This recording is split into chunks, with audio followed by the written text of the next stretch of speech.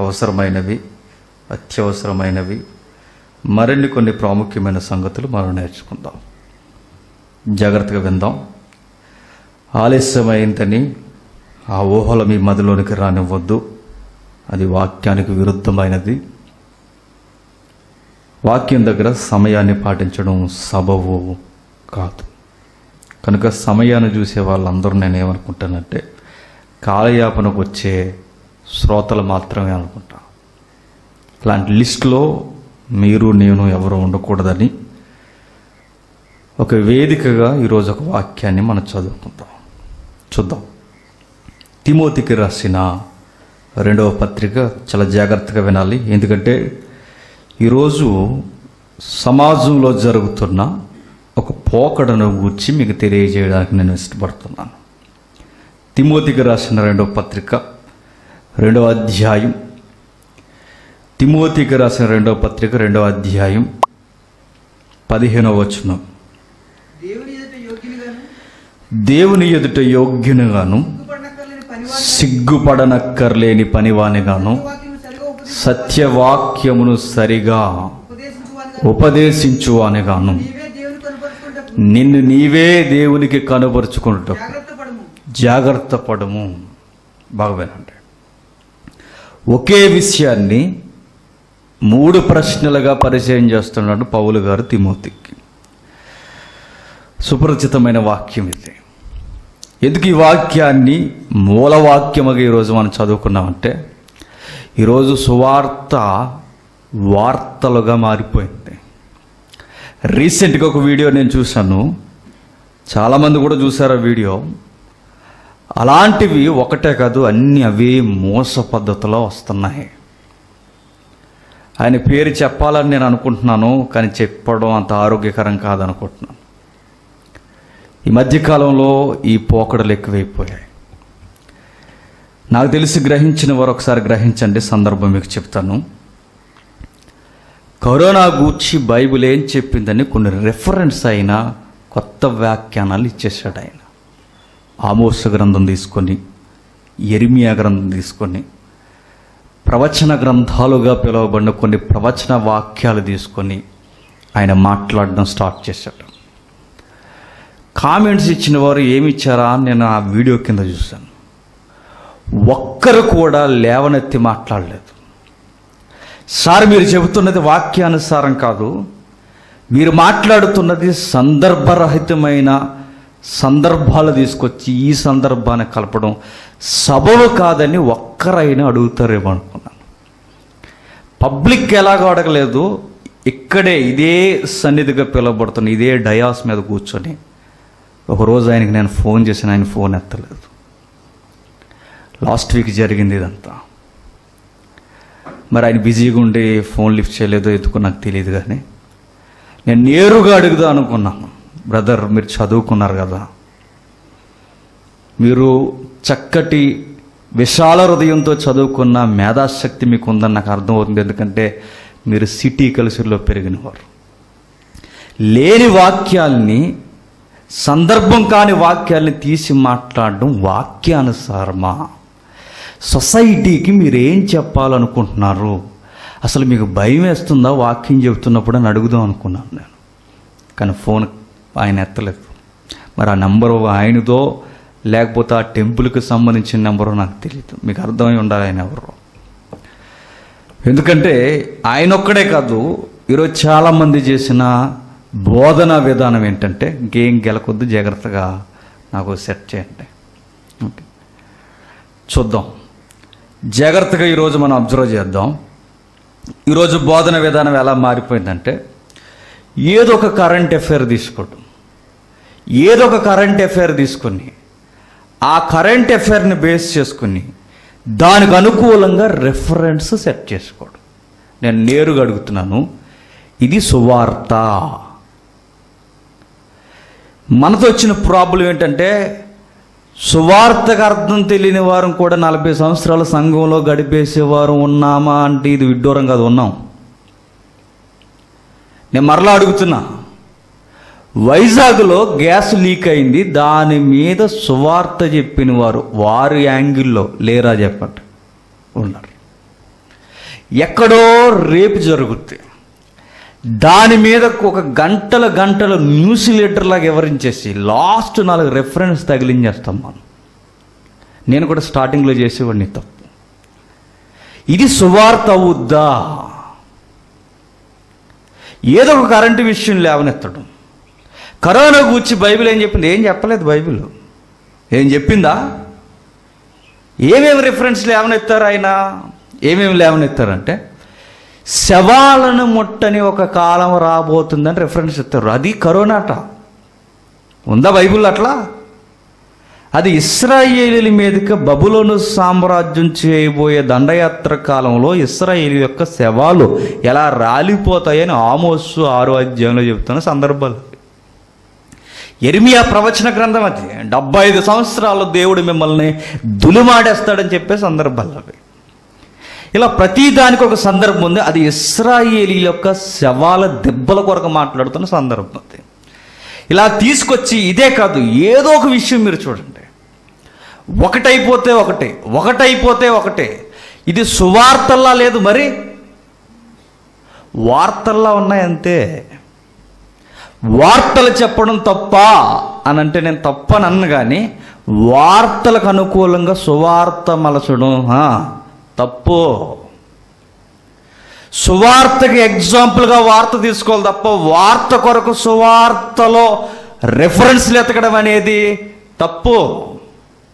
ఈరోజు 100% జరుగుతున్నది ఏంటంటే ఇలా అక్రమమైన బోధ సొసైటీలో రోజుకి నూతన రూపాన్ని తెచ్చుకుంటుంది. నేను ఏదో జరుగుద్ది, ఈరోజు బైబిల్ పట్టుకుని తయారై దాని మీద మాట్లాడడానికి రెడీ అవుతారు. సందర్భం అయితే 1 సారి 2 సార్లు, అదే సందర్భం అయితే, అది అవసరమైతే ఆ వాక్యంలో ఉపయోగించాల్సిన సందర్భం వస్తే సందర్భాన్ని దానికోట క్రియేట్ చేయడం, దానికోసం క్రియేట్ చేసుకుని మాట్లాడడం వాక్యానుసారమా? ఈరోజు మీరు బాగా వినండి, ఇటీవల కాలంలో రోజుకి కొత్త బోధకులు మన ముందు పుట్టుకొస్తున్నారు కూడా. వీళ్ళందరూ బోధ ఎట్లా చెయ్యాలి అన్న దానికి విజ్ఞాపనతో నేను చెప్పే చిన్న ప్రయత్నం ఇది.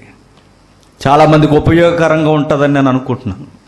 అసలు టీచింగ్ అనేది, ప్రీచింగ్ అనేది, గాస్పల్ అనేది బైబిల్ ప్రకారం ఎలా చెప్పాలి తెలుసా అంటే తెలీదు మనకేమీ. ఏం తెలుసు అంటే ఏమీ తెలీదు. ఆయన ఎవరండి? అయ్యగారు కొడుకు, వచ్చేసారంతే ఆయన బోధలోకి.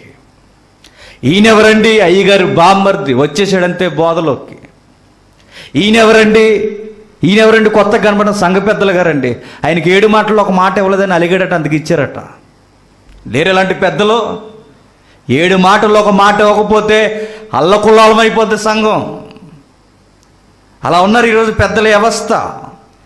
క్రైస్తవ్యంలో ఏమైపోయిందంటే ఎవడు పడితే వాడు మాట్లాడాడు, ఎవరు పడితే వారు నిలబడి మాట్లాడాడు, ఎవరు పడితే వారు మాట్లాడడానికి బైబిల్ ఎలాంటి కొలతిస్తుంది నేను అడుగుతున్నాను. నేరుగానే అడుగుతున్నాను. ఈవెన్ సురేష్ అయినా, ఎనీ బ్రదర్ ఎవరైనా నేరుగా నేను అడుగుతున్నా, ఇతను మాట్లాడడానికి క్వాలిఫికేషన్ ఏంటి?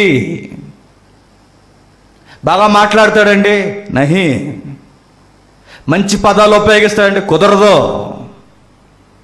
మాట్లాడడానికి క్వాలిఫికేషన్ ఏమిస్తుంది బైబిల్? చదివే మూలవాక్యం సరిగా, సత్యవాక్యమును సరిగ్గా అంటే వివరణాత్మకంగా మాట్లాడేవాడు, వాక్యం కొరకు మాట్లాడేవాడు బోధకుడు. వార్తలు మాట్లాడేవాడు బోధకుడు కాదు. టాలెంటెడ్ పర్సనాలిటీ బోధకుడు కాదు. వాక్యం మాత్రమే, బాగా వినాలి, వాక్యము మాత్రమే. వాక్యాన్ని ఉన్నది ఉన్నట్టుగా, సత్యవాక్యాన్ని సరిగా, ఉన్న వాక్యం ఏం చెప్తుందో దాన్ని మాత్రమే మాట్లాడేవాడే బోధ చేయడానికి అర్హత కలిగిన వాడు. నేను అంటాను, కొంతమంది మాట్లాడతారు, ఏం మాట్లాడతారో అర్థం ఉండదు. 190% ఉన్నారు బోధకులు అంటారు.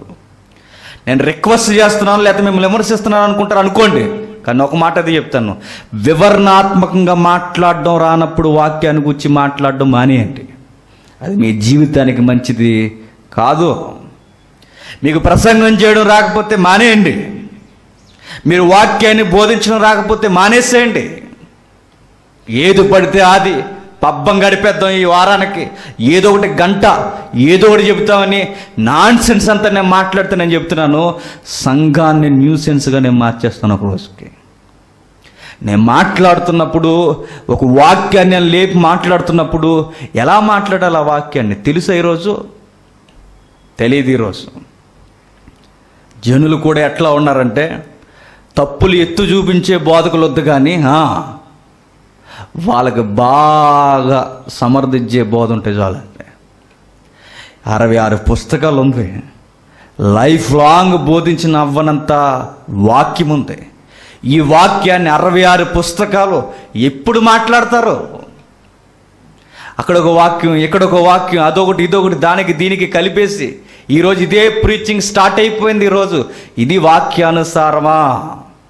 ఈరోజు మీరు కొలవడం ప్రారంభించ, ఎంతమంది వాక్యానుసారంగా బోధ చేస్తున్నారు, ఎంతమంది బైబిల్కి విరుద్ధముగా బోధ చేస్తున్నారో ఈరోజు మీకు తేలిపోద్ది. నేను ఇచ్చే సలహా అనుకుంటారో ఖండిస్తున్నా అనుకుంటున్నారు అనుకోండి, వివరణాత్మకమైన బోధ లేని సంఘం దగ్గర ఉండాల్సిన అవసరం లేదు. వివరణాత్మకమైన బోధ వినే శ్రోతలు లేనప్పుడు చెప్పాల్సిన అవసరం బోధకుడికి లేదు. అందుకే చాలాసార్లు ఫీల్ అవుతాను, మీరు వినకపోతే నేను చెప్పను, మీరు వినగాలి, వినాలి వినాలి వినాలని ఎందుకు నొక్కుతాను? వినేవాళ్ళు ఉన్నప్పుడే బోధకు అర్థం ఉంటుంది. వినేవాళ్ళు లేనప్పుడు కెమెరాకి స్క్రీన్లకి చెప్పుకోవాలి. ఆ దరిద్రం ఎలా వచ్చింది? కరోనా వల్ల. ఈరోజు వినేవారు లేరు, వాక్యానికి పెద్దపీట వేసేవారు లేరు. 7 మాటలు ఒక మాట ఇవ్వకపోతే కోపం, ఎవడో కొన్ని బోధకుడిగా పరిచయం చేయకపోతే కోపం, ఏదో ఒక కోపం, ఏదో ఒక కోపతాపాలకి సంఘం పెద్దపేట వేసుకుంది. ఇలాంటి జాడ్యమంతా సంఘాలు ఉన్న మూలనే నేను అనుకుంటానేమో, నేను అనుకుంటున్నా. ఈరోజు సహవాసం లేకుండా పోయింది కరోనా వల్ల. ఈరోజు ఎవడి మీద కోపం ఇస్తారు? కోపం ఇచ్చమనంటే 7 మాటలు కాదు, ఒక మాట కూడా లేదు. ఇప్పుడు ఏమీ లేవు. ఏం గొడవలు? 4 ఉంటే కదా గొడవలు. ఆ 4 లేనప్పుడు బుద్ధి రావాలి సంఘానికి. అందుకే చూద్దాం బోధ ఎలా చేయాలి. బోధను బైబిల్ బోధకులు ఎట్లా చేశారు అసలు నేర్చుకునే వారందరికీ నేను చెప్తాను. ఇది ఒక ఆయు పొట్టు లాంటిది. ఈరోజు ఈ తరగతి జాగ్రత్తగా వినండి. ఇంచుమించు 1 భాగము 2 భాగాలు మనం ఆలోచిద్దాం. బోధ ఎలా చేయాలి, ఏది సరి అయిన బోధ చూద్దాం. ఎవరు పడితే వాళ్ళు బోధించడానికి వీల్లేదు, ఒప్పుకోవడానికి అస్సలు వీల్లేదు. చూద్దాం ఈరోజు నెహెమ్యా గ్రంథం. నెహెమ్యా గ్రంథం 8వ అధ్యాయం. నెహెమ్యా గ్రంథం 8వ అధ్యాయం. ఒక బోధకు ఉండవలసిన అర్హతలు, ఒక బోధకుడికి ఉండవలసిన అర్హతలను గూర్చి నెహెమ్యా గ్రంథం 8వ అధ్యాయం 7-8 వచనాలు.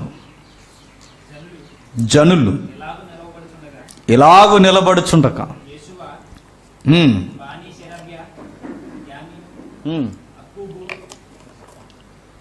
చదువు. సబ్బద్దే, ఓదయ, మయాసయ వీళ్ళందరూ సమకాలీన ఉపదేశకులు, ధర్మశాస్త్రాన్ని గురించి మాట్లాడే బోధకులు. వాక్యాన్ని ఎలా చెప్పాలి అని నేర్చుకోవాలనుకున్న వారికి ఈరోజు మీరు కళ్ళు పెద్దవి చేసుకుని హృదయాన్ని విశాలం చేసుకుని వినండి. ప్రతి బోధకుడు ఈ తరంలో వినాలనుకుంటున్నాను నేను. ఎందుకంటే నాకు తెలిసి ఒక 10 నిమిషాల మెసేజ్ వింటే ఇది రాంగ్ ప్రీచింగ్ అని ఈజీ అర్థమవుతుంది. చూద్దాం ఏం జరుగుతుంది. ధర్మశాస్త్రము యొక్క తాత్పర్యమును తెలియచెప్పరు. ఇటువలనే వారు దేవుని గ్రంథమును స్పష్టముగా చదివి వినిపించి జనులు బాగుగా గ్రహించినట్లు జనులందరూ ధర్మశాస్త్రపు గ్రంథపు మాటలు విని ఏడవ మొదలు పెట్టగా. బాగా వినండి, వీలైతే ఇమేజెస్ మీకు కనబడవనుకుంటా. చూద్దాం ఒకసారి. జనులకి ధర్మశాస్త్రం బోధిస్తున్నారట. ఎవరు? కొందరు ధర్మశాస్త్ర ఉపదేశకులు. అందులో ఎవరున్నారంటే ప్రాముఖ్యమైన 2 క్యారెక్టర్స్ ఉన్నాయి. ఒకటి ఎజ్రా, 2 నెహెమ్యా. ఈ ఎజ్రా నెహెమ్యా మాట్లాడుతున్నప్పుడు ప్రజలు వచ్చారట. వచ్చినప్పుడు ప్రజలు మాట్లాడుతున్నప్పుడు 8వ అధ్యాయం 7, 8 వచనాల్లో వారు మాట్లాడుతున్నప్పుడు మీరు జాగ్రత్తగా వినండి. జనులు ఎలాగూ నిలబడుచుండగా యేషువ బాని ఏమని రాయబడింది? జనులు ఎలాగూ నిలబడుచుండగా. వాక్యానికట బాగా వినండి, నిలబడి వినే సంస్కృతి ఉండాలట. నిలబడమని నేను అంటలేదు, కానీ వాక్యాన్ని అంత గౌరవించాలి. ఇంకా మీకు తెలియాలంటే ఇదే 8వ అధ్యాయం 2వ వచనం నుండి యాజకుడైన ఎజ్రా 7వ మాంసము మొదటి దినమున ధర్మశాస్త్రం చదవబడు దాన్ని గ్రహింప శక్తి గల స్త్రీ పురుషులు కలిసిన సమాజం అంతటి ఎదుటను ఆ ధర్మశాస్త్ర గ్రంథమును తీసుకొని వచ్చి నీటి గుమ్మము ఎదుటనున్న మైదానములో ఉదయము మొదలుకొని మధ్యాహ్నం వరకు వినుచున్న ఆ స్త్రీ పురుషులకును తెలివితో వినగల వారందరికీ చదివి వినిపించిన చాలా గంభీరమైన పదాలు నెహెమ్యా గారు ఉపయోగించారు. బ్యాక్గ్రౌండ్ ఏంటి? నెహెమ్యాలో జరుగుతున్నది, ఆయన ఒక గవర్నర్ క్యాడర్, అయితే రాజు దగ్గర రైట్ హ్యాండ్ క్యాడర్లో ఉన్నాడు ఆయన. అలాంటి టైంలో యెరూషలేములో దేవాలయం కన్స్ట్రక్షన్ జరుగుతుంది. ప్రజల యొక్క వైఖరి ఎట్లా ఉందంటే, దేవాలయం నిర్మాణం జరగాలన్న వైఖరి వాళ్ళకు పోయి వాళ్ళ విధి విధానాలు ఎట్లా మారిపోయాయి అంటే, సరంబీలు వేసుకోవడం, అంటే సరంబీలు అంటే తెలుసు, ఒకప్పుడు ఉండేవి. సరంబీలు కట్టుకోవడం, చక్కటి కూల్గా ఉండే రూమ్స్ అన్ని డిజైన్ చేసుకోవడం, మంచి మంచాలు, ఇలాంటి వాటి మీద వాళ్ళకి మనసు మళ్ళీపోయింది. దేవాలయం కన్స్ట్రక్షన్ విషయంలో నిర్లక్ష్యం చేసినప్పుడు తాగడం, తినడం, కట్టుకోవడం వీటి మీదకి మనసు పోయినప్పుడు జరిగిన విషయం ఏంటంటే, మీరు చూడండి, ఆ టైంలో ఎజ్రా, నెహెమ్యా లాంటి వారు నిలబడి ధర్మశాస్త్రాన్ని ఏం చేస్తున్నారట? చదువుతున్నారట. ధర్మశాస్త్రాన్ని చదువుతున్నప్పుడు ప్రజలు ఏం చేశారు? నిలబడ్డారు. పురాతనమైన సంఘంలో బ్యూటిఫుల్ టైమింగ్ ఏంటి చెప్పినా, కొన్ని లోదరణ సంఘాలు లాంటి సంఘాల్లో బాగుంటుంది. వాక్యం చదువుతున్నప్పుడు ప్రజలు లేచి నిలబడతారు. చూసారు అది ఎప్పుడైనా? చాలా బ్యూటిఫుల్ సీన్ అది. వాక్యం చదువుతున్నప్పుడు లేచి నిలబడాలి. ఎంత టైం నిలబడ్డారంటే వీళ్ళు చెప్పండి, ఉదయం మొదలుకొని మధ్యాహ్నం వరకు నిలుచున్న స్త్రీ పురుషులకు, తెలివితో వినగలిగిన వారందరికీ చదివి వినిపించుచూ వచ్చాను.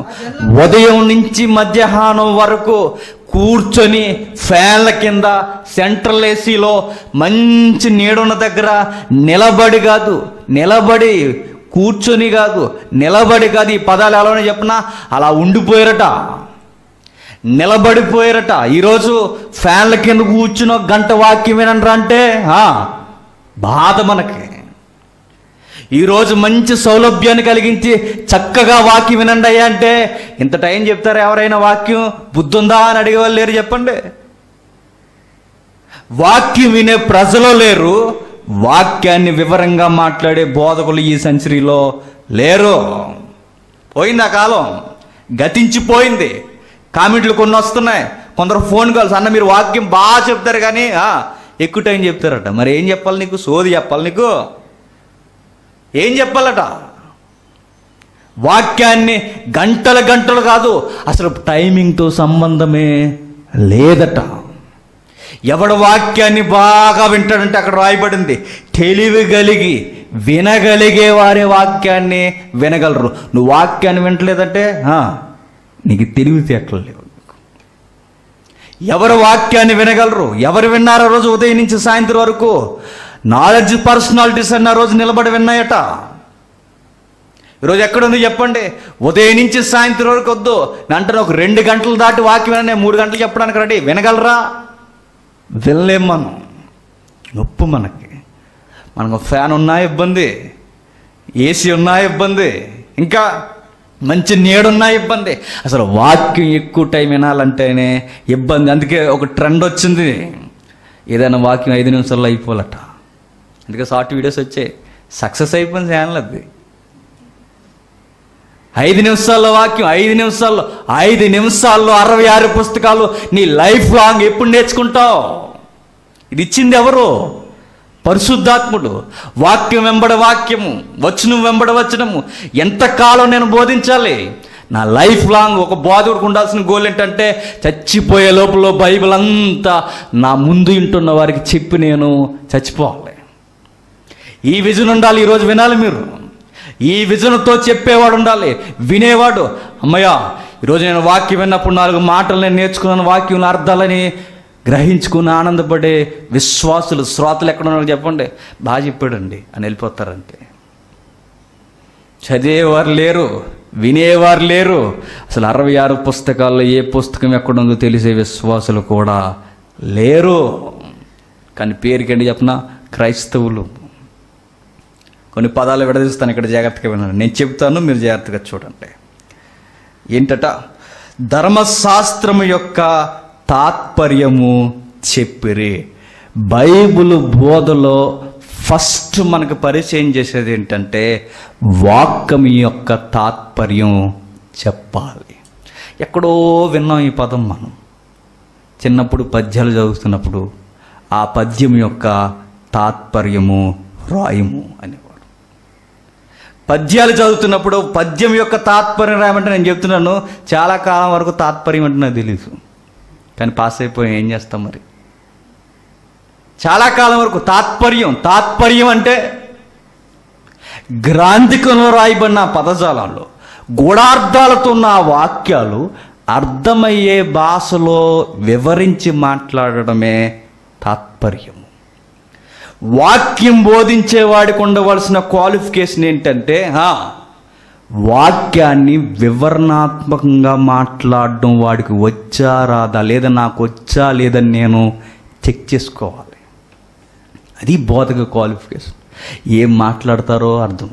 ఆ రెఫరెన్స్ ఎందుకు ఎత్తుకున్నావు? అమెరికాలో ఏదో జరిగింది, అక్కడికి ఎందుకు వెళ్ళావు? హైదరాబాద్ న్యూస్ మాకెందుకు? ఇవన్నీ దేనికి? మీ ఇంట్లో పట్టీలు కనబడకుండా పోవడం ఏంటి? దాని గురించి మాకు చెప్పడం ఏంటి? దేవునికి మహిమ కలగడం ఏంటి? ఈ రెఫరెన్స్ ఏంటి? నువ్వు ఎత్తిందేంటి? అర్థం లేదు అసలు. వాక్యాన్ని వచనం వెంబడ వచనం, ఆ వచనం ఎగ్జాక్ట్గా ఏం చెప్తుంది చెప్పి వివరించే బోధకులు లేనప్పుడు అది బోధ కాదు. దేనికి పడితే దాన్ని వాక్యాన్ని కలపడానికి వీల్లేదు. అసలు కరెంట్ అఫైర్స్ కొరకే రిఫరెన్స్ తీయడం కూడా అది వాక్యానుసారం కాదు. ఫస్ట్ స్టెప్ మనకు కనిపిస్తుంది. తాత్పర్యము తెలియచెప్పరి. తాత్పర్యము, ఒక వాక్యం చదివినప్పుడు దాని తాత్పర్యం చెప్పాలి, దాన్ని వివరించాలి. నెక్స్ట్ స్పష్టముగా చదవాలి. వాక్యంలో బాగా మన కాంగ్రిగేషన్స్, క్రిస్టియన్ కాంగ్రిగేషన్స్లో జరిగేది ఏంటి చెప్పండి? ఒకరు వాక్యం చదువుతారు, మరొకరు ఆ వాక్యాన్ని ఊకట్టకూడదు. స్పష్టముగా నిలబడ్డ బోధకుడు అతను వెనకాల చదవాలి. నేను చెప్తున్నాను, ఈ పద్ధతి ఎలా వచ్చింది? అసలు ఎలా వచ్చిందంటే నాకు తెలిసి ప్రొటెస్టెంట్ విధానం వచ్చిన దగ్గర నుంచి వచ్చి ఉండాలి. మంచిదే ఆ పద్ధతి. ఎందుకో చెప్పనా? చెప్పేవాడు వాక్యంలో ఉన్నదట్టే చెబుతున్నాడు, నిజమే, ఆ రెఫరెన్స్ ఇదే అని అతను కన్ఫర్మ్ చేస్తున్నాడు. ఎవరు? కూర్చున్నవాడు. వింటున్న వాళ్ళ దగ్గర బైబిల్ ఉన్నాయి, చదువుతున్న వాడి దగ్గర బైబిల్ ఉంది, చెబుతున్న వాడి దగ్గర బైబిల్ ఉంది. ఇప్పుడు అదే రెఫరెన్స్ చదువుతున్నాడా, ఏదన్నా లేనిది చదువుతున్నాడా అనే ధోరణి క్యాథలిక్ కాలంలో జరిగింది కనుక ఆ రోమన్ క్యాథలిక్ కాలంలో జరిగిన అన్యాయం మరలా జరగకూడదని కూర్చున్నవాడు ఎలుగెత్తి చదువుతున్నప్పుడు అవును నా బైబిల్లో కూడా అలాగే ఉందని దాన్ని సమర్థిస్తూ నేను కూడా స్పష్టముగా మాట్లాడాలి. ఫ్యాషన్ ఏమైపోయిందో చెప్పనా? నువ్వు చదువు, నేను అంటాను అన్నట్టు అయిపోయింది ఈరోజు. నేను చెప్తున్నాను, ఇక్కడ బాగా గమనించండి. ఎవరైతే తాత్పర్యం చెప్పారో వారే చదివారు. ఎవరైతే చదివారో వారే ఏం చెప్పారు చెప్పనా? అర్థము చెప్పారు. ఇంకా ఉందో చూడండి, ఆ వాక్యం కిందకి వెళ్దాం, చూద్దాం, చదువుతాం ఒకసారి. అటువలనే వారు దేవుని ధర్మశాస్త్ర గ్రంథమును స్పష్టముగా చదివి వినిపించి దానికి అర్థము చెప్పిరి. నెక్స్ట్ స్టెప్ ఏంటట? వాక్యం యొక్క తాత్పర్యం చెప్పాలట. నెక్స్ట్ ఖచ్చితముగా అందరికీ అర్థమయ్యేలా చదవాలి వాక్యాన్ని. ఒక బోధకుడికి ఉండే డిగ్నిటీ ఏంటో చెప్పిన, వాక్యాన్ని నిలబడి గర్వంతో దేవుని వాక్యాన్ని చదవడం. ఈరోజు వాక్యం చదివాలన్నారా, నువ్వు చదివే అంటారు, నువ్వు వచ్చి చదివే అంటారు. మరి నువ్వెందుకు అక్కడ ఉన్నది? బాగా వినండి, తాత్పర్యం చెప్పేవాడు కూడా వాక్యాన్ని స్పష్టముగా చదవాలి. నెక్స్ట్ దాని అర్థము చెప్పారట, జనులకు అర్థమయ్యేలా చెప్పాలట. ఏంటది? జనులు బాగుగా గ్రహించినట్లు. దానికి అర్థము చెప్పిరి, జనులు బాగుగా గ్రహించినట్లు. బాగుగా గ్రహించినట్లు, బాగుగా విన్నవాడికి ఆ రోజు. ఈరోజు ఈ వాక్యం నుండి ఎంతకాలం చదివి నాకు అర్థం కాలేదండి. ఈరోజు 4 మాటలు నేను నేర్చుకున్నాను ఈ వాక్యం నుండి. ఈ వాక్యం నుండి ఈ సందర్భాలు నేను ఎన్నో కొత్త సంగతులు నేను నేర్చుకున్నాను. దీని అర్థం ఇదా అని విన్నవాడికి అర్థం అవ్వాలట. ఈరోజు వాక్యం తాత్పర్యం చెప్పేవారు లేరు, చదివేవారు లేరు, దాని అర్థం ఉన్నది ఉన్నట్టుగా చెప్పేవారు లేరు. ఈరోజు ఏమైంది చెప్పనా, వాక్యం బోధించడానికే టైమింగ్ సరిపోలేనప్పుడు నీకు వార్తల గురించి ఎందుకు మాట్లాడుతున్నావు? అసలు రష్యాలో ఏదో జరిగిందంటే ఇప్పుడు దాని మీద మనకు సువార్త లేవు. అలాంటివి వైజాగ్లో గ్యాస్ లీక్ అయిందంట, దాని గురించి సువార్త ఎంతమంది దగ్గర చెప్పండి.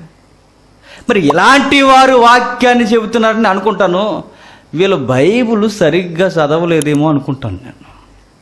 లేదా ఇలా వెళ్ళిన బైబిల్ కాలేజెస్లో సరిగ్గా వీళ్ళకి బైబిల్ చెప్పలేదేమో. ఒకవేళ మీరు బైబిల్ కాలేజెస్కి వెళ్ళకపోతే కనీసం ఫాలో అవ్వాల్సిన కొన్ని డాక్ట్రిన్ బుక్స్ ఉన్నాయి, అవన్నా చదవాలి.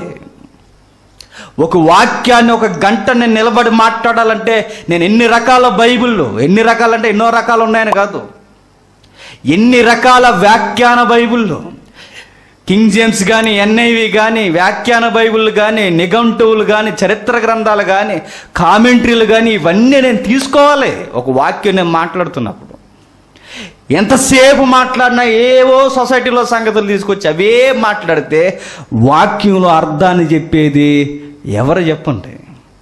కొన్ని సంఘాలు చూడండి, ఆ సంఘానికి సామెతల గ్రంథం తప్ప ఇంకే గ్రంథం తెలియదు ఆ సంఘానికి. ఇక కొన్ని సంఘాలు చూడండి, ఆ సంఘానికి కీర్తన గ్రంథం తప్ప ఇంకే గ్రంథం వాళ్ళకి తెలియదు. ఇక ఎందుకంటే ఆ పాస్టర్ గారికి సామెతల గ్రంథం అంటే ఇష్టం ఆయనకి, ఆ పాస్టర్ గారికి కీర్తనలు అంటే ఇష్టం ఆయనకి, ఈ పాస్టర్ గారికి సువార్తలు అంటే ఇష్టం ఆయనకి. మరి మిగిలిన పుస్తకాలు ఆయన ఎప్పటికీ చెప్పరు. 40 సంవత్సరాలు అలా అయిపోయిందట. ఫస్ట్ టైం మీరు ఏదైనా రామపత్రిక గురించి మాట్లాడితే ఫస్ట్ టైం నేను విన్నానన్నా ఈ వాక్యం ఇలా ఉందని, ఇంతకాలం నేను వినలేదంటే 40 సంవత్సరాలు ఏం జరుగుతుంది అక్కడ? చెప్పిందే చెప్పి వాగిందే వాగి అర్థాలు మార్చేసి రకరకాల ఇంటర్ప్రిటేషన్ దానికి తగిలించేసి ఇది బోధగా ఈరోజు మారిపోయింది. ఈరోజు సువార్త యొక్క అర్థం, సువార్త ఎలా చేయాలి, సువార్తను గురించి ఎలా మాట్లాడాలి, ఈ అర్థాలు మనకు చెబుతున్నాయి. చూద్దాం ఒకసారి మరలా ఆ వాక్యాలు. వాక్యం వినగలిగేవారు ఉన్నప్పుడు దానితో టైమింగ్ సంబంధం లేకుండా విస్తరించి మాట్లాడాలి. ఆ విస్తరించి మాట్లాడేది ఎట్లా ఉండాలి అంటే దాని తాత్పర్యం చెప్పాలి. వాక్యంలో పదాలు కూడా జాగ్రత్తగా చదువుకోవాలి, ప్రజలకు అర్థమయ్యేలా దాని అర్థాన్ని చెప్పాలి. ఇది లైనింగ్. ఇది యేసుక్రీస్తు వారు మాట్లాడితేనట, మీరు వినండి, యేసుక్రీస్తు వారు మాట్లాడుతున్నప్పుడు వాక్యం ఎన్ని రోజులు విన్నారట? నాన్ స్టాప్గా 3 రోజుల్లో. 3 రోజులు వద్దు కానీ 3 గంటలు వినండి. ఇప్పుడు 30 గంట దాటి కొంచెం గంట మీద 30 గంట ఎక్కువైతే వినండి. లేదు, ఈరోజు వాక్యం కూడా ఎలా అయిపోయిందంటే వాక్యం వినబడే టైమింగ్కి మనం వెళ్ళడం కాదు, మరి మన టైమింగ్లో వాక్యం చెప్తే వింటాం. మనకు ఇచ్చే పెద్ద కామెంటరీ ఏంటంటే అర్థం పర్థం లేని టైంలో మీరు వాక్యం స్టార్ట్ చేస్తారేంటి, కరెక్ట్గా తినేంటే మరి ఎప్పుడు చెప్పాలి నీకు అంటే? నీకు బాగా తినేసేసి ప్రశాంతంగా ఉన్నప్పుడు కాలు 2 జాపుకొని కుర్చీలు అలా కూర్చున్నప్పుడు ఇప్పుడు చెప్పాలన్నమాట ఆయనకి. చూడండి, కావాలంటే అయినా స్క్రీన్ షాట్లు ఉన్నాయి. వాక్యం వినడానికి, వాక్యం వినే టైంకి మనం వెళ్ళడం కాదు, మరి మన టైమింగ్లో వాక్యం చెప్పాలట. ఇలా అయితే నేను చెప్తున్నాను, సరైన బోధ రాదు. నెక్స్ట్ సరైన సంఘము ఉండదు. చాలామంది అడిగే క్వశ్చన్స్ ఏంటంటే, ఒక క్వశ్చన్ ఏంటంటే, అన్న మేము ఏ సంఘానికి వెళ్ళాలన్నా, మేము ఏ సంఘానికి వెళ్ళి వాక్యం వినాలంటే నేను చెప్తున్నాను, వివరణాత్మకమైన బోధ ఏ సంఘంలో అయితే దొరుకుతుందో సంఘానికి వెళ్ళండి. అర్థం పర్థం లేని బోధ ఎక్కడ జరుగుతుందో ఆ సంఘానికి మీరు వెళ్ళొద్దు. అది మీ జీవితానికి మంచిది కాదు. ఏం చెప్తున్నారు అక్కడికి వెళ్ళాక? ఏ విషయాలు? 4 పాటలు పాడి, 4 ఉద్యమం మాటలు మాట్లాడి, ఇంకా ఈ మధ్యకాలంలో మారిపోయింది ఏంటంటే నీతి కథలు, పొడుపు కథలు, ఇంకా ఏదో ఒకటి చెప్పి, నీతి కథ ఒకటి చెప్పి బాగా వినండి, ఏదో ఒక నీతి కథ చెప్పి, ఆ నీతి కథ చెప్పిన తర్వాత లాస్ట్లో ఇందు మూలముగా దాని నుండి మనం నేర్చుకోవాల్సింది ఏంటంటే అని ఒక నీతి భావం చెప్పి అయిపోయింది వాక్యం ఆమె అని అంటున్నారు. ఇది సువార్త అవుద్దా? ఇది నీతి కథలు అవుతాయి, పంచతంత్రాల కథలు ఉంటాయి పిల్లలకి.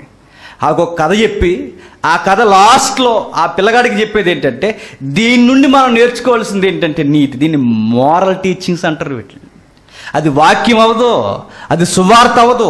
ఏదో ఒక పొడుపు కథ, ఏదో ఒక నీతి కథ దాన్ని తెచ్చి గంట సేపు, అరగంట సేపు మాట్లాడేసి దానికి చివరిన ఒక రెఫరెన్స్ దానికి ఫ్లేవర్లోకి వచ్చేలా కలిపి మాట్లాడేసి ఆమెననేస్తే అవి నీతి కథలు అవుతాయి తప్ప సువార్త మాత్రం అవ్వదు అవ్వదు అవ్వదు. ఇంకా బైబిల్లో ఇంకా బోధన విధానం ఎట్లా ఉందో చూద్దాం ఒకసారి. లూకా సువార్త చూద్దాం. లూకా సువార్త 24వ అధ్యాయం. లూకా సువార్త 24వ అధ్యాయం. ఇమేజెస్ అని ప్లే చేస్తున్న తమ్ముడు. లూకా సువార్త 24వ అధ్యాయం 25 నుండి 27 వచనాల వరకు. అవివేకులారా, ప్రవక్తలు చెప్పిన మాటలన్నిటినీ నమ్మని మందమత్తులారా. 13వ వచనం చూద్దాం ఒకసారి. అది 24:13. ఆ దినమందే వారిలో 2 యెరూషలేమునకు ఆమడ దూరమునున్న ఎమ్మాయి అని ఒక మార్గం, ఒక గ్రామమునకు వెళ్ళుచు జరిగిన ఈ సంగతులన్నిటిని గూర్చి ఒకరితో ఒకరు సంభాషించుచుండేరి. బాగా వినండి. జరుగుతున్న సందర్భం ఏంటి? 2 శిష్యులకి పూర్తిగా నమ్మలేని ఒక సందర్భం మీద సతమతం అవుతున్నారు మార్గం మధ్యలో. ఏ మార్గం అది? ఎమ్మాయిమ మార్గం, యెరూషలేము మార్గాన్ని కలుపుకుపోయే మార్గం అది.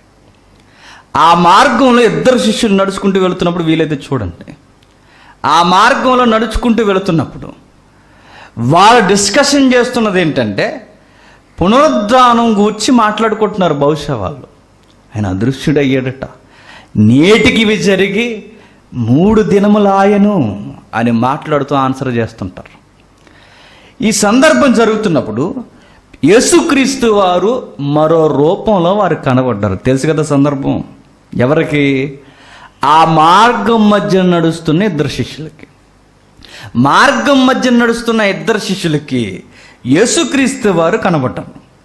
కనబడిన తర్వాత ఆయన కనుపరుచుకుంటున్నాడట. ఎవరిని? ఆయన్నే కనుపరుచుకుంటున్నాడట. ఎట్లా చెప్పండి? నేనే ఆయన్ని అని చెప్పట్లేదు ఆయన. గుర్తుపెట్టుకోండి, నేనే ఆయన్ని, కావాలంటే చూడండి నేనే అని కన్ఫర్మ్ చేయట్లేదు ఆయన. మరి ఎలా చెబుతున్నాడు ఆయన? ఒక పదం ఉంది అక్కడ 27వ వచనంలో. 27వ వచనంలో మోసేయు సమస్త ప్రవక్తలను మొదలుకొని లేఖనములన్నిటిలో తన్ను గూర్చిన వచనముల భావము వారికి తెలిపెను. నేనే అని చెప్పుకోవట్లేదు ఆయన. ఎలా చెప్తున్నాడు? ప్రవక్తలు మోసే దగ్గర నుండి సమస్త ప్రవక్తలు మొదలుకొని ఎవరెవరైతే ఎక్కడెక్కడ ఏ వాక్యాలు చెప్పారో నాకు గూర్చి ఆ వచనము యొక్క, అక్కడ ఒక పదం ఉంది, వచనము యొక్క భావం. ఒక టీచింగ్లో మీరు చూడాల్సింది ఏంటంటే, ఒక ప్రీచింగ్లో మీరు ఎతకాల్సింది ఏంటంటే గుర్తుపెట్టుకోండి, తాత్పర్యం చెబుతున్నాడా లేదా చూడాలి. నెక్స్ట్ ఖచ్చితముగా చదువుతున్నాడా లేదా చూడాలి. నెక్స్ట్ అర్థమయ్యేలా చెబుతున్నాడా లేదా చెప్పాలి. నెక్స్ట్ ఏ వచనం అయితే చదువుతున్నాడో ఆ వచనాన్ని ఎగ్జాక్ట్గా అదే మీనింగ్తో అర్థాన్ని చెబుతున్నాడా లేదో చూడాలి. వినేవారు ఇలా వినాలి. బెరయా సంఘస్థులు గ్రేట్ పర్సనాలిటీస్ అని బైబిల్లో ఎట్లా రాయబడింది? ఇన్ని మెథడ్స్ వాళ్ళు ఫాలో అయ్యారు.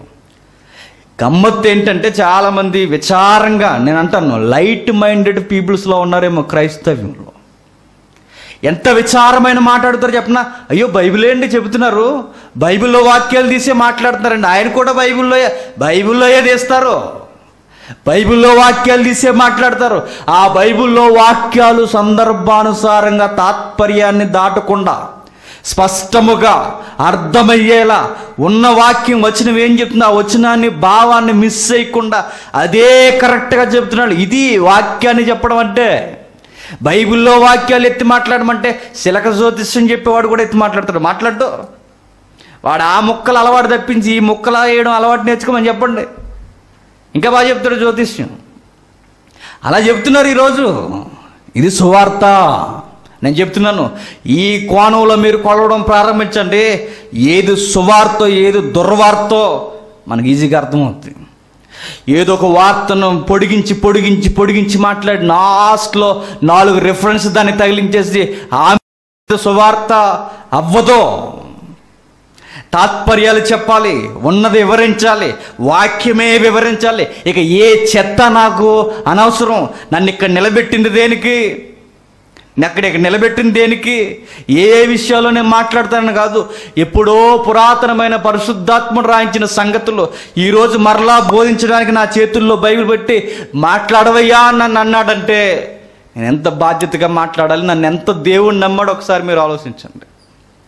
ఎప్పుడో రాయబడిన 2000 సంవత్సరాల క్రితం 66 పుస్తకాల్లో ఫుల్ అయిపోయిన ఆ బుక్స్ని ఈరోజు తీసుకొచ్చి నా చేతుల్లో పెట్టి మాట్లాడని నన్ను నిలబెట్టాడంటే, ఇది మాట్లాడకుండా నేను ఏదో సోది మాట్లాడుతున్నానంటే నన్ను క్షమిస్తాడు చెప్పండి దేవుడు, న్యాయమా చెప్పండి దేవుడు. రాజుగారు ఒక తాకీదు ఇస్తారు సర్వెంట్కి. రాజుగారికి దాసుడు ఒక తాకీదు ఇచ్చినప్పుడు తాకీదులో ఏదో ఉందో అదే చదవాలి. తాకిది మానేసి సోదు వార్తలన్నీ ఇంట్లో గొడవలని చెప్తున్నాను, నేను ఏం చేయాలి? మెడకాయ మీద తలకాయ లేకుండా నరికేస్తాడు ఆయన. ఎవరు? రాజుగారు. నీకు తాకీదు ఇచ్చాడంటే తాకీదులో ఏది ఉందో మక్కి అదే చదివి వినిపించాలి. ఏది చేర్చకూడదు, ఏది తీయకూడదు. అది రాజుగారు రాసిన తాకీదు. ఒక మానవ రాజు రాసిన దాంట్లోనే ఇంత బాధ్యత ఉంటే ఆ రాజు ఎదురు నిలబడి మనం మాట్లాడుతున్నాం. మనం వాక్యంలో ఏది ఉందో అదే మనం మాట్లాడాలి. ఏం మాట్లాడుతున్నాం మనం నిలబడి? ఏం మాట్లాడుతున్నారు ఈరోజు? ఏవేవో మాట్లాడుతున్నారండి. ఇది కూడా సువార్త అంటే అది కూడా సువార్తే. ఈరోజు గమనికేంటంటే అయ్యినేవారు ఎక్కువైపోయారు. వాక్యం మాత్రమే చెప్పండి వినేవారు ఈరోజు లేరు. ఈయన వాక్యం అండి భలే ఉంటుందండి, 4 జోకులు అయ్యి చక్కగా ఆయన బాగా చెప్తారట. లాజికల్గా మాట్లాడేవారు బాగా చెప్తారట. నేను చెప్తున్నాను, వాడు నువ్వు కలిసి నాశనం అయిపోతే నేను చెప్తున్నాను బైబిల్ సాక్షిగా. ఆ రోజు మీరు ఆ జడ్జిమెంట్ కనబడతారు, ఖచ్చితంగా నాశనం అయిపోతారు చెప్తున్నాను. వాక్యం కాకుండా ఏ సోది మాట్లాడి ఏ నీతి కథలు చెప్పినా, ఏ పర్సనాలిటీ డెవలప్మెంట్ క్లాసెస్ నేను బోధించినా, ఏ విషయాలు మీరు మాట్లాడి నేను చెప్తున్నాను, నీతి మిమ్మల్ని రక్షించదు, సువార్త మాత్రమే మనల్ని రక్షిస్తుంది, వాక్యము మాత్రమే రక్షిస్తుంది. ఎంత విడ్డూరంగా ఉందో చెప్పనా? తాగుబోతుడు బాగా పీకల దాకా తాగేసి సాయంత్రం వీధిలోకి వచ్చిన తర్వాత ఆడ నడవలేక ఊగిపోయి ఈది స్తంభాన్ని పట్టుకున్నాడట. ఈది స్తంభాన్ని బ్యాలెన్స్డ్గా పట్టుకుని నిలబడ్డాడు. ఇప్పుడు నేను అడుగుతున్నాను, వీధి స్తంభాన్ని వేసిన తాగుబోతుల వరక? మీకు రీజనింగ్ అర్థం అవ్వాలి. ఈది స్తంభం వేసిన తాగుబోతుల వరక నలుగురికి వెలుగునివ్వడానిక? వేసిన స్తంభం వెలుగునివ్వడానికైతే ఇది ఎలా ఉపయోగించుకుంటున్నాడు? దీన్ని మొత్తం ఎక్కువైపోయి బ్యాలెన్స్డ్ కొరకు ఉపయోగించుకుంటున్నారు. ఈరోజు కూడా బోధ ఎలా అయిపోయిందో చెప్పనా? బ్యాలెన్స్డ్ వాక్యాలు ఎదుక్కుంటున్నారు. దేవుడిచ్చిన వెలుగు ఉద్దేశం వేరు, మనం ఎదుక్కునే బ్యాలెన్సింగ్ వాక్యాలు వేరు. తాగుబోతుడు కొరకు స్తంభాలు వేయలేదు, నలుగురికి వెలుగునివ్వడానికి. వాక్యం మనం బ్యాలెన్స్ చేసుకోవడానికి ఇవ్వలేదు, ప్రజలకు వెలుగునివ్వడానికి. ఆ వెలుగు నేను చెప్పాలి అంటే ఖచ్చితంగా వివరించి మాట్లాడాలి. ఇప్పుడు మరలా కలుపుతాం. తాత్పర్యము అర్థమయ్యేలా చదవడం, దాని అర్థాన్ని చెప్పడం, వచనం యొక్క భావం ఉన్నది ఉన్నట్టుగా మాట్లాడటం. ఎలా ఫాలో అవుతున్నారు చూడండి బైబిల్లో. యేసుక్రీస్తు వారు కూడా నెక్స్ట్ మరొక ఆయన ఉన్నాడు. 17వ అధ్యాయం అపోస్తుల కార్యములు. అపోస్తుల కార్యములు 17వ అధ్యాయం. త్వరగా అపోస్తుల కార్యములు 17వ అధ్యాయం. అపోస్తుల కార్యములు 17వ అధ్యాయం 2వ వచనం నుండి. కనుక పౌలు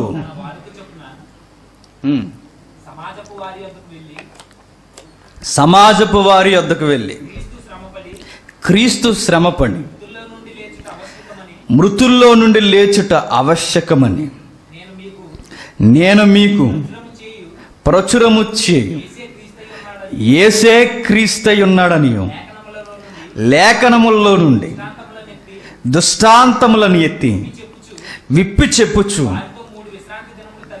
వారితో 3 విశ్రాంతి దినములు తర్కించుచుండెను. పౌలు గారి మినిస్ట్రీకి ఒక స్టైల్ ఉంటుంది ఆయనకి.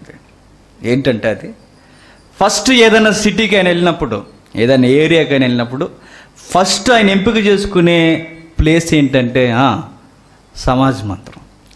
సమాజ మందిరంతోనే ఆ ఏరియాలో సువార్త స్టార్ట్ చేస్తాడు ఆయన. ఎందుకంటే త్వరగా వాక్యంని ఎరిగిన వారు అక్కడ ఉంటారు కనుక, ఆ వాక్యాన్ని లేపి మాట్లాడినప్పుడు అక్కడ క్వశ్చన్స్ రేజ్ అవుతాయి కనుక, క్వశ్చన్స్ రేజ్ అయిన వెంటనే ఈజీగా సువార్త అందించవచ్చని ఆయన భావం. అందుకే ఏ ఏరియాకి వెళ్ళినా ఫస్ట్ ఆయన ఏమి ఎదుర్కొంటాడంటే సమాజ మందిరం ఎక్కడుందో చూస్తాడు ఆయన. అక్కడికి వెళ్ళి సమాజ మందిరంలో ఎలాగో వాక్యాలు చదువుతారు కనుక అక్కడున్న వాక్యాలున్న దృష్టాంతాలు ఎత్తి విప్పి చెప్పాను. ఏముందట? దృష్టాంతాలు విప్పి చెప్పాడట. ఈరోజు చెప్తున్నాను, వాక్యంలో ఎన్నో దృష్టాంతాలు ఉంటే, ఎన్నో దృష్టాంతాలు రాయబడితే లోకంలో పనికి మాలిన దృష్టాంతాలు మనకు అవసరమా? చెప్పండి. ఏం మాట్లాడుతుంది ఈరోజు? ఏం తెలియదు. ఒక ఆయన మాట్లాడుతున్నారండి, అది మాట్లాడొద్దా అంటలా. సందర్భం వచ్చినప్పుడు గృహిణి ఎలా ఉండాలో చెప్పడం సందర్భమే. కానీ గమ్మత్తు ఏంటంటే గృహిణి ఎలా ఉండాలో చెప్పకుండా మొత్తం రేప్ కేసు కోసం మాట్లాడాడు ఆయన. అవసరమా అయితే? వాక్యం లేదు, అది కూడా సువార్త. వివరించి క్రైమ్ పోలీస్ స్టేషన్లో క్రైమ్ని ఎలా అయితే విభజించి మాట్లాడతారో అలా మాట్లాడుతున్నారు. ఏంటి వార్తలో? ఇదిగో వాళ్ళ భర్తను ఎలా చంపిందో చూడండి తెర మీద అని చెప్తున్నాడు. ఇదిగో ఎలా ముందు పెట్టిందో చూడండి. వాళ్ళ ఆవిడని ఎలా చంపేసాడో చూడండి. ఇవన్నీ మాట్లాడేసి లాస్ట్ ఒక రెఫరెన్స్ తగిలించి యవనస్తుడా నీ యవనెచ్చు నుండి పారిపో అని ఒక రెఫరెన్స్ తగిలిస్తే అయిపోద్దా వాక్యం? అదే వాక్యం. అది వాక్యానుసారమైన బోధ కాదు. పౌలు గారు ఏ సందర్భంలో వాక్యం గురించి చెప్తున్నాడు? వచనం యొక్క భావం ఏంటి? ఎవరెవరితో మాట్లాడుతున్నారు? అక్కడ విప్పు చెప్పాల్సిన దృష్టాంతాలు ఏంటి? ఇవన్నీ ఎవరైతే ఖచ్చితంగా మాట్లాడతాడో వాడే బోధ చేయడానికి అర్హత కలిగి ఉన్నాడు. కోపించడండి, ఈయనకి వాక్యం ఇవ్వకపోతే బాగోదని అస్సలు సంఘం పుల్లిపీట దగ్గర ఎవరిని ఎంకరేజ్ చేయడానికి వీల్లేదు. ఎందుకు వాక్యం ఇచ్చారయ్యా? ఎవరిని అడిగితే చెప్పాలి, చక్కగా వివరించి మాట్లాడగలడు. ఇతనికి ఎందుకు వాక్యం ఇచ్చారమ్మయ్యా, ఈవిడికి ఎందుకు వాక్యం ఇచ్చారో చక్కగా వివరించి మాట్లాడగలదు. అర్హత ఉందా తల్లికి? ఆ తమ్ముడికి ఎందుకు ఇచ్చారు, ఈ అన్నయ్యకి ఎందుకు ఇచ్చారు, ఆ పెద్ద ఆయనకి ఎందుకు ఇచ్చారు? వాక్యం ఉన్నట్టుగా మాట్లాడగలరు. ఈయనకి ఎందుకు ఇచ్చారు? అయ్యగారు బామద్దని ఇచ్చారు అంటారు. ఈయనకి ఎందుకు ఇచ్చారు? పెద్దగారు ప్రెసిడెంట్ గారు తాలీకండి అందుకు ఇచ్చారు. వాళ్ళు ఇంతగా వాక్యాలు ఇవ్వాల్సింది చెప్పండి. సంఘం కూడా ఎలా అయిపోయిందంటే ఏదో గంట గడిపేస్తే చాలక ఇంటికి వెళ్ళిపోదాం, వాక్యాలే కదా చెప్పారు. నేను చెప్తున్నాను, నాశనం అయిపోతారు ఇలా కానీ నడిస్తే. నాశనమే వాక్యం నాకు జీవితాంతం అర్థమయ్యే బోధ నాకు లేనప్పుడు నేను శ్మశానం లాంటి సంఘంలో ఉన్నాను మాత్రం ఖచ్చితంగా గ్రహించుకోవాలి. ఈరోజు సంఘానికి కూడా ఎక్కువ వినే విశ్వాసాలు ఎలా వస్తారంటే మంచి అట్మాస్ఫియర్ ఉండాలి అక్కడ. ఎక్కడ? అర్బన్ సిటీనా అనుకొని చక్కగా థియేటర్లకు వెళ్ళినట్టుంటే చక్కగా ఆడికి వెళ్ళేసరికి ఆ ఫ్లెక్స్లో అట్మాస్ఫియర్ అదంతా చూసి మెల్లనే స్వరంలో వినబడుతున్న బ్యాక్గ్రౌండ్ సాంగ్స్ మెల్లగా వినబడుతుంటే దాన్ని ఏమంటారు? ఇది అంటారుగా, టీమ్స్ అంతా నిలబడి మాట్లాడతారు. ఇవన్నీ కోయర్, ఇవన్నీ వినబడుతుంటే ఆ లీడర్ సీరియస్గా ఏదో ధర్మశాస్త్రం చదువుతున్న వాళ్ళ ఫీల్ అయిపోయి పాడొద్దని అంటలా అక్కడ నిలబడిపోయి ఇలాగ అనేసరికి దాన్ని అలా ఫీల్ అయిపోయి ఈయన ఇలాగ నలగన సట్ట ఒకటి తీసుకుని వచ్చేసి చెమట కూడా ఎక్కకుండా అక్కడ నిలబడిపోయి ఏదో తన్మయత్నం చెందిపోయి అమ్మయ్య అని ఆరాధన ఆడేస్తే పాటలకు ఇచ్చిన సమయం కూడా వాక్యానికి ఇవ్వకుండా 2-3 వాక్యాలు చదివేసి సమాప్తి చేస్తున్నానని చెప్పి ప్రైజ్ ద లార్డ్ ఆమెనని చెప్పేస్తే వీళ్ళందరూ ఏదో సాధించినట్టు ఫీల్ అయిపోయి ఇంటికి వచ్చేసి చెప్తున్నాను, చచ్చిపోతారు లగ్జరీగా. మీరు నరకంలో లగ్జరీగా చచ్చిపోతారు ఖచ్చితంగా. లగ్జరీగా, చాలా లగ్జరీగా స్టైల్గా వెళ్ళిపోతాం మన నరకానికి. వాక్యాన్ని వివరించి మాట్లాడే వాళ్ళు లేనప్పుడు నేను చెప్తున్నాను, ఎక్కనివ్వకండి. అసలు ఎక్కనివ్వడానికి వీల్లేదు. ఏమొచ్చాను ఎక్కుతున్నావు నువ్వు పులిపీట? ఏమొచ్చాను ఎక్కుతున్నావు నువ్వు? నేను అడుగుతాను ఖచ్చితంగా. నేను చాలాసార్లు అనేక మందికి వ్యతిరేకమైపోవడానికి కారణం ఏంటి చెప్పి నేను అడుగుతా. ఆయన ఎందుకు ఎక్కిస్తున్నారు వాక్యానికి? రేపొద్దున ఎవడైనా సరే ఇక్కడికి వచ్చి మాట్లాడితే ఊరుకొని నేను చెప్తున్నా. ఎందుకు ఎక్కుతాడు? ఏం క్వాలిఫికేషన్స్ ఉన్నాయని ఎక్కుతాడు ఇక్కడికి వచ్చి? ఎక్కడానికి వీల్లేదు. అర్థమయ్యేలా మాట్లాడేవాళ్ళు లేకపోతే నేను చెప్తున్నాను అక్కడ సంఘం ఒప్పుకోవడానికి వీల్లేదు. నేను రిక్వెస్ట్గా చెప్తున్నాను, సీరియస్గా చెప్తున్నాను, విమర్శించి కూడా చెప్తున్నాను. నేను ఏమని చెప్పినా బోధించడం రాకపోతే మానేయండి. శ్రోతల జీవితాలతో, విశ్వాసుల జీవితాలతో ఆడుకోవడం మీ జీవితానికి మంచిది కాదు కనుక కాదు. బైబిల్ చెప్తుంది ఖచ్చితంగా. నోరు మూసుకొని కూర్చొని బైబిల్ చదువుకొని నేను చేయాల్సిన పని ఏదైనా ఉంటే సంఘంలో దేవుడు నాకు ఒకటి ఏదన్నా ఇస్తే చేయడం మంచిది. అంతేగాని తగునమ్మా అని రెడీ అయిపోతే ఏం సాధిద్దామని, ఏం చేద్దామని సంఘాన్ని? ఇది సరి అయిన బోధ కాదు. చూడండి టీవీల్లో మీరు ఉదయం ఆన్ చేయండి, సాయంత్రం వరకు ఒక్క ప్రసంగం అర్థమైతే ఒట్టు మీ మీద చెప్తున్నాను నేను. ఒక్క ప్రసంగం అర్థమైతే ఒట్టు మీ మీద. ఉదయం నుంచి సాయంత్రం వరకు గంటలు నిలబడి మాట్లాడతారు. 3 గంటలు 4 గంటలు ఒక్క ముక్క అర్థమైతే ఒట్టు. ఎలా అయిపోయారు బోధకులు? అయిపోయారు. ఎందుకు? ఇనేవాళ్ళు అలా ఉన్నారు. సోది మాట్లాడేవాడిని అసలు ఎంకరేజ్ చేయకూడదు సంఘం. సోది మాట్లాడు. వాక్యాన్ని ఉన్నదో ఉన్నట్టుగా యేసుక్రీస్తు వారు వచనం యొక్క భావం చెప్పాడు. జకరియా తాత్పర్యం చెప్పాడు. నెహెమ్యా జకరియా స్పష్టముగా చదివారు. జనాలకు అర్థమయ్యేలా బోధించారు. టైమింగ్ చూడకుండా, సర్దుబాటు బోధ చేయకుండా ప్రజలకి వాక్యాన్ని మాత్రమే బోధించారు. అక్కడ ఉన్న కరెంట్ విషయస్ కానీ ఏమి వారు ఎత్తి మాట్లాడలేదు. వారు మాట్లాడింది ఒకే ఒక్కటే, ధర్మశాస్త్రం ఏం చెప్తుంది, మనం ఏం చేయాలి, ధర్మశాస్త్రంలో ఏం రాయబడింది, దాని అర్థాలు లోతుల్లోనికే ప్రజలను తీసుకెళ్లారు తప్ప ఇక్కడ వాక్యాన్ని ఎత్తుకుని ఎక్కడికో ఎగ్జాంపుల్కి వారు వెళ్ళలేదు, వెళ్ళకూడదు కూడా. ఆ రోజుల్లో అమెరికాలో ఏం జరిగిందంటే అనకూడదు. ఎందుకు చెప్తున్నా ఎగ్జాంపుల్ అది? ఒకవేళ ఎగ్జాంపుల్ చెప్తున్నావు మంచిదే. ఏం అర్థమయ్యేలా ఎగ్జాంపుల్ చెబుతున్నావు తెలియాలి మనకి. సందర్భరహితమైన బోధ దేవుని దగ్గర యోగ్యతను సంపాదించదు. పౌలు గారు ఏం చేశారట? చదువుతాడు పౌలు గారు 17వ అధ్యాయం 2వ వచనం. గనుక పౌలు తన వాడుక చెప్పున సమాజపు వారి యొద్దకు వెళ్ళి క్రీస్తు శ్రమపడి మృతుల్లో నుండి లేచుట ఆవశ్యకమనియు నేను మీకు ప్రచురము చేయి, యేసే క్రీస్తై ఉన్నాడనియు లేఖనముల్లో నుండి దృష్టాంతములెత్తి విప్పి చెప్పుచు వారితో 3 విశ్రాంతి దినములు తర్కించి చూడండి. ఎందుకు ఆయనకి అంత బాధ? ఆయన ఆర్గ్యుమెంట్, ఆయన డాక్టర్స్ ఆయన మాట్లాడలేదు. మరి వాక్యాన్నే విప్పి చెప్పి ఏముందో వివరించి చెప్పి 1 రోజు 2 రోజులు కదట, మరి 3 వారాలు. 3 విశ్రాంతి దినాలంటే సుమారు 3 వారాలు దాటి అక్కడ ఉన్నాడు ఆయన జోన్లో. వివరించి ఏదోలా వివరించడానికి ప్రయత్నం చేశాడట. మీరు బైబిల్లో చేసిన ప్రసంగాల శైలి మీరు చూడండి. ఎంతమంది చదివారు, ఎంతమంది గుర్తుందో నాకు తెలియదు. అసలు ఎంతమంది బైబిల్ చదువుతున్నారు కూడా నాకు తెలియదు. మీరు చూడండి కావాలంటే. స్తెఫను ప్రసంగం స్టార్ట్ చేశాడంటే అబ్రహాం దగ్గర నుంచి స్టార్ట్ అవుతుంది ఆదికాండం, మరలా పునరుద్ధానంతో ముగుస్తుంది. పౌలు గారు నిలబడి సమాజ మందిరంలో మాట్లాడాడంటే ఆయన మరలా స్టార్ట్ చేస్తాడు, అబ్రహాం దగ్గర నుంచి మొదలు పెడతాడు, మరలా పునరుద్ధానంతో ముగుస్తుంటుంది. వాళ్ళ బోధన విధానం చూడండి, వాక్యాన్ని దాటిపోలేదు, ఏ దుష్టాంతాన్ని బయట నుంచి తీసుకురాలేదు, వారు ఏది ఎత్తి మాట్లాడలేదు. వాక్యాన్ని ఉన్నట్టుగా అదే భావాన్ని పితరుల కాలం దగ్గర నుంచి మన కాలం వరకు దేవుడు ఎట్టి సంకల్పం కలిగి ఉన్నాడో అవే వివరించి మాట్లాడారు. ఇక ఏ విషయాన్ని వారు లేవనెత్తలేదు. చార్లెస్ కోల్వర్ అనే ఒక ఆయన ఏమంటాడు చెప్పనా, బోధకుడు తన ప్రజల్ని వాక్య భాగంలోనికి తీసుకెళ్లకుండా ఇక ఎక్కడికైనా దూరంగా తీసుకెళ్తే అది సరి అయిన బోధ కాదు. మీరు వాక్యం వింటున్నప్పుడు మీరు వాక్యంలోనికి వినవాలవ్వాలి. నేను వాక్యం చెప్తున్నప్పుడు మీ ఇంటికాడ సంగతులు గుర్తొస్తున్నాయంటే నేను ఫెయిల్యూర్. నేను వాక్యం చెప్తున్నప్పుడు మీకు ఏవేవో గుర్తొస్తున్నాయంటే నేను బోధకుడిగా అనవసరం ఇక్కడ ఉండే. మీరు వాక్యం వినే కొలది మీ మైండ్ ఎక్కడికి వెళ్తూ ఉండాలంటే వాక్యంలోనికి. చార్లెస్ గారు అదే అన్నారు. ఆయన ఒక వాక్యం వినబడుతున్నప్పుడు వింటున్న శ్రోతకి ఆ వాక్యంలో ఇన్వాల్వ్ అయిపోవాలట. వాక్య లోతుల్లోనికి నీతో పాటు తీసుకెళ్ళాలట. వాక్యంలోనికి తీసుకెళ్ళరు, కానీ వాక్యం ఎత్తుకుని ఎక్కడ తీసుకెళ్తారు చెప్పండి?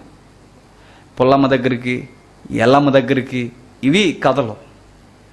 ఇది సరి అయిన వాక్యం కాదు. నేను చెప్తున్నాను, భవిష్యత్తులో ఇలాంటి వచ్చినా ఇవైనా మన సంఘమైన ఏం చేయాలి? ఒప్పుకోకూడదు. ఎవరో ఇప్పుడు సురేష్ చెప్తున్నాడు. ఎందుకు చెప్తున్నాడు? నాకు బాగా అలవాటేయడని చెప్పట్లేదు. ఎందుకు చెప్పాలి? వివరించి మాట్లాడగలడని నాకు తెలుసు. ఆ వాక్యాలు సరిగ్గా చాలా విషయాలు, నేను పెద్ద విషయాలు వాడుతూ నేను డిస్కషన్ చేస్తా, చెప్పగలడు, వివరించగలడు. ఆ వాక్యాలు భావాలు తెలుసు. ఆ క్వాలిఫికేషన్ ఉంది కనుకే చెప్పని ఎంకరేజ్ చేసేది. అంతేగాని ఎవరిని తీసుకొచ్చి ఈయన బ్యాంక్ ఎంప్లాయ్ అండి చెప్పించండి అంటే అవదు. ఈయన ఎంఆర్ఓ అయిపోతున్నాడు త్వరలో చెప్పించండి అంటే కుదరదు. వాక్యం భావం చెప్పేవాడు, తాత్పర్యం చెప్పేవాడు, అర్థం చెప్పేవాడు మాత్రమే బోధ చేయడానికి అర్హత. ఇవి లేకుండా ఈరోజు ఏం చెప్తున్నారు చెప్పండి? వార్తలే. సువార్త పోయింది. ఏమొచ్చిన సంఘంలోనికి? వార్తలు వచ్చాయి. మీరు ఉండాల్సింది సంఘంలో కాదు, మరి స్టూడియోలో. అక్కడికి వెళ్తే కొంచెం ఇస్తారేంటి చెప్పండి? కానీ టీ తాగడానికి పాకెట్ మనీ లాగానే ఇస్తారు. అక్కడికి వెళ్ళాలి. ఇంకా ఏం జరుగుతుందో చూద్దాం ఒకసారి. త్వరగా ముగించుకునే ప్రయత్నం చూద్దాం. 2 తిమోతి పత్రిక 2వ అధ్యాయం 15వ వచనం ఒకసారి విభజించి మాట్లాడదాం. 2:15 దేవుని ఎదుట యోగ్యునిగాను సిగ్గుపడనక్కర్లేని పనివానిగాను సత్యవాక్యమును సరిగ్గా ఉపదేశించువానిగాను నిన్ను నీవే దేవునికి కనబరుచుకుంటావు. జాగ్రత్త పడుము. ఏంటట? ఎంత బాగా మాట్లాడుతున్నాడో చూడండి. దేవుని ఎదుట యోగ్యునిగాను సిగ్గుపడనక్కర్లేని పనివానిగాను సత్యవాక్యమును సరిగా ఉపదేశించువానిగా నిన్ను నీవే దేవునికి కనబరుచుకొనుము. ఎన్ని విషయాలు చెప్తున్నాడు ఇక్కడ ఆ వాక్యంలో? ఒక విషయమే చెప్తున్నట్టు కాదు, 3 రకాలుగా చెప్తున్నాడు. యూదులు రచయితలకు ఉండే స్టైల్ ఏంటంటే ఒక విషయాన్ని 3-4 రకాలుగా స్థిరపరుస్తారు. దాన్ని ఆ రైటర్స్కున్న విధానం అది. ఫలించి, అభివృద్ధి పొంది, విస్తరించి ఒకటే అదంతా. దాన్ని స్థిరపరిచి మాట్లాడడం. వాళ్ళ బోధలో కానీ సాక్ష్యంలో కానీ 2-3 దాటి స్థిరపరుస్తుంటారు వాళ్ళు. పౌలు గారు ఒకే విషయం చెప్తున్నాడు. ఆ ఒకే విషయం కొంచెం విస్తరించి చెప్తున్నాడు స్థిరపరచడానికి. దేనికోసం చెప్తున్నాడు? బోధ కొరకే చెప్తున్నాడు ఆయన. ఎవరు? పౌలు గారు. ఏం చెప్తున్నాడు ఆయన? దేవుని ఎదుట యోగ్యునిగాను. నేను బోధ చేస్తున్నప్పుడు ఎవరి ఎదుట ఉన్నానని నాకు అర్థం అవ్వాలి. దేవుని ఎదుట ఉన్నానని యోగ్యునిగా ఆయన కనబడేలా బోధ చేయాలట. సిగ్గుపడనక్కర్లేని పనివానిగా. సిగ్గుపడనక్కర్లేని పనివానిగా అంటే ఎగ్జాంపుల్కి ప్రభు ఇక్కడికి వచ్చి ఎవడ్రా ఈ గంట మెసేజ్ మాట్లాడింది అనగానే తప్పు మాట్లాడానా అని భయపడిపోకూడదట. సిగ్గుపడకుండా ప్రభువా ఈ గంట మాట్లాడింది నేనే అని ధైర్యంగా రావాలట. ఈ వాక్యాన్ని ఎవడ్రా ఇలా మార్చేసిందని అడిగితే సిగ్గది. సిగ్గుపడనక్కర్లేని పనివానికంటే గడ్డితోనో కొయ్యితోనో ఇలాంటి వాటితో పునాది వేస్తే ఒక రోజు నాకేమవుద్ది? దేవుని ఎదుట నిలబడితే ఎవడు ఈ పని కట్టింది, ఎవడు ఈ పనిని జరిగించింది, ఎవరు ఈ పని అంతా జరిగించింది, ఎవడు ఇలాంటి కూలిపోయే పని చేసింది, నేనా ప్రభు అని సిగ్గుపడకూడదట ఆ రోజు. ఎవడు ఇన్ని గంటలు వాక్యం చెప్పి ఒక్కటి కూడా అర్థం పర్థం లేని మాటలు మాట్లాడింది ఎవరైనా అడిగితే సిగ్గుపడి చచ్చిపోవాలి ఆ రోజున. సావు ఉండదు. కానీ ఒక ఇంజనీర్ వచ్చాడు అనుకోండి, వచ్చిన తర్వాత గోడ కన్స్ట్రక్షన్ చేసాడు ఎవడో ఒకడు. కన్స్ట్రక్షన్ చేసిన తర్వాత ఇలా గుద్దుదే పడిపోయింది అనుకోండి గోడ.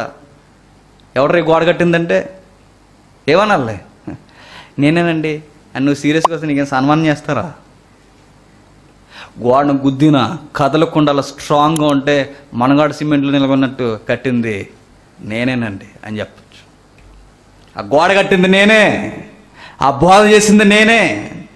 నువ్వు చేసిన బోధ కొరకు తప్పు చెప్పాను ఒప్పు చెప్పినా సతమతం అవ్వాల్సిన అవసరం లేదు. తప్పు చెప్పాను నువ్వు అర్థాన్ని ఉన్నట్టుగా చెబితే అసలు భయపడవలసిన అవసరం లేదు.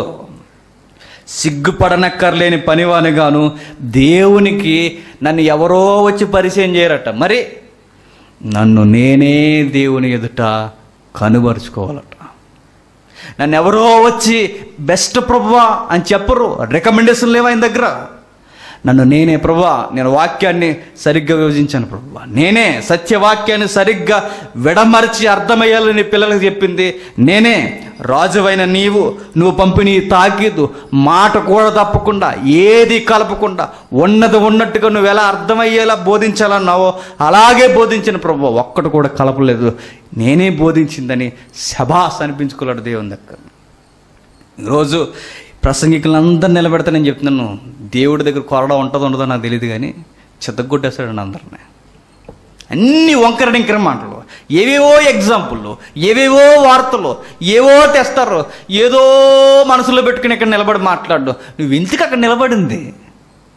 నేను అంటాను, యేసుక్రీస్తు వారు ఎదురుగా లేడు కాబట్టి మాట్లాడుతున్నారు, కానీ ఒకవేళ ఆయన ఎదురుగా ఉంటే అలాగే మీ మధ్య కూర్చుని ఏం చెప్తా చెప్పంటే బెబ్బే అంతా ఏం చెప్తారా? ఏం చెప్పలేము మనం. ఆయన లేడని ధైర్యమా, ఆయన చూడ్డని ధైర్యమా చెప్పండి. ప్రత్యక్షంగా మనం కనబడ్డ కానీ ఆయన పరోక్షంగా మన మీద కన్నేసే ఉంచుతాడు సంఘానికి. మనం ఏం చెబుతున్నామని నేను చెప్తున్నాను. ఏది పడితే అది మాట్లాడడం దేవుని ఎదుట యోగ్యత కాదు. ఒక విషయాన్ని నేను మాట్లాడుతున్నప్పుడు ఇది దేవుడికి హర్షింపదగినదిగా ఉంటుందని చెక్ చేసుకోవాలి. నేను కష్టపడాలి, హార్డ్ వర్క్ చేయాలి, బైబిల్ దగ్గర చదవాలి, బైబిల్ని దివారాత్రులు దాన్ని చదువుతూ ప్రయత్నం చేయాలి. ఒక లెసన్ రెడీ చేయడానికి అవసరమైతే తెల్లవారిపోవాలి, అవసరమైతే తెల్లవారిపోవాల్సిందే అంతే. ఇక అలాంటి తెల్లవారిపోవాలని నువ్వు ప్రిపేర్ అయిపోయినా కానీ సాగతీయకూడదు దాన్ని. అంత కష్టపడాలి, దాన్ని అంత కష్టపడాలి, అంత చదవాలి. ఏంటి వాక్యం ఇంకా ఏమైనా అర్థాలు మిస్ అయిపోతున్నా, లేకపోతే నేను తప్పుడు వాక్యం చెప్పేస్తాను. ఇక్కడ కష్టపడి కష్టపడి కష్టపడి కష్టపడి ఆ కష్టంతో వచ్చి నేను నిలబడి వాక్యాన్ని మాట్లాడితే వింటున్నవాడు చక్కగా గ్రహిస్తాడు. ఇది చేయకుండా నేను ప్రాక్టీస్ దేని మీద చేశాను చెప్పనా? బోధ చేయాలంటే ఏమి నేర్పిస్తారు చెప్పిన బైబిల్ కాలేజీల్లో? అన్నీ కాదులేండి, కొన్ని. డ్రెస్ కోడ్ ఎలా చేయాలి, వాయిస్లో అప్ అండ్ డౌన్స్ ఎలా ఉండాలి, ఇంకా బ్యాక్గ్రౌండ్లో ఎలా చేసుకోవాలి, ఇంకా చెప్పండి. ప్రజలను టెంప్ట్ చేయడానికి తమ్నెయిల్స్ ఎలా ఉండాలి, మధ్య ఇదే దరిద్రం ఎలా ఉండాలి, ఇంకా లైక్స్, ఇంకా యూస్ పెరగాలంటే ఎలాంటి కరెంట్ ఇష్యూస్ మాట్లాడాలి. ఈ మధ్యకాలంలో గమ్మత్తు బాలలు అయిపోతున్నారు కదా ఈ మధ్యకాలంలో అందరూ. ఏమైందో చెప్పనా? ఒక ఆయన బాధపడుతున్నారట. ఏమనంటే అసలు ఎవరు చూడట్లేదు ఛానల్లో, సరిగా యూస్ కూడా పెరగట్లేదని బాధపడ్డాడట. అప్పుడు ఇతగాడు ఇచ్చాడు సలహా, ఇది కందిరేగిది. ఈ కందిరేగిచ్చిన సలహా ఏంటంటే, నీకు యూస్ పెరగాలంటే నేను ఒక మాట చెప్తా, వైరల్ న్యూస్లు మాట్లాడు. ఏదొక దాన్ని ఏమంటారు తెలుగులో, గొడవల, ఏదో ఒక వైరల్ మ్యాటర్ ఎత్తుకో, ఏదో ఒక ఇబ్బందికరమైన వార్త ఎత్తుకో. వైరల్ మ్యాటర్లు నువ్వు మాట్లాడితే యూస్ విపరీతంగా పెరిగిపోతాయన్నాడు. అంతే, ఇంకా ఆ రోజు నేను స్టార్ట్ చేశాడు ఆయన. ఇక ఏదో అరే ఇది ఈ గొడవ ఎందుకు మాట్లాడుతుందంటే ఆయనకు అనవసరం, సువార్త అనవసరం ఆయనకి, ఆయన ఛానల్ చూస్తే చాలంతే. ఇక ఇలా అయిపోయినాయి సువార్తలు ఈరోజు. ఏదో ఒక విషయం కాంట్రవర్సీ, టైటిల్స్ ఎలా ఉంటాయి చెప్పనా? ఏదో గొడవ అయిపోయిందని ఓపెన్ చేస్తాం మనం, ఆ టైటిల్స్ ఎలా ఉంటాయి, ఆయన అన్నడా అనేసి.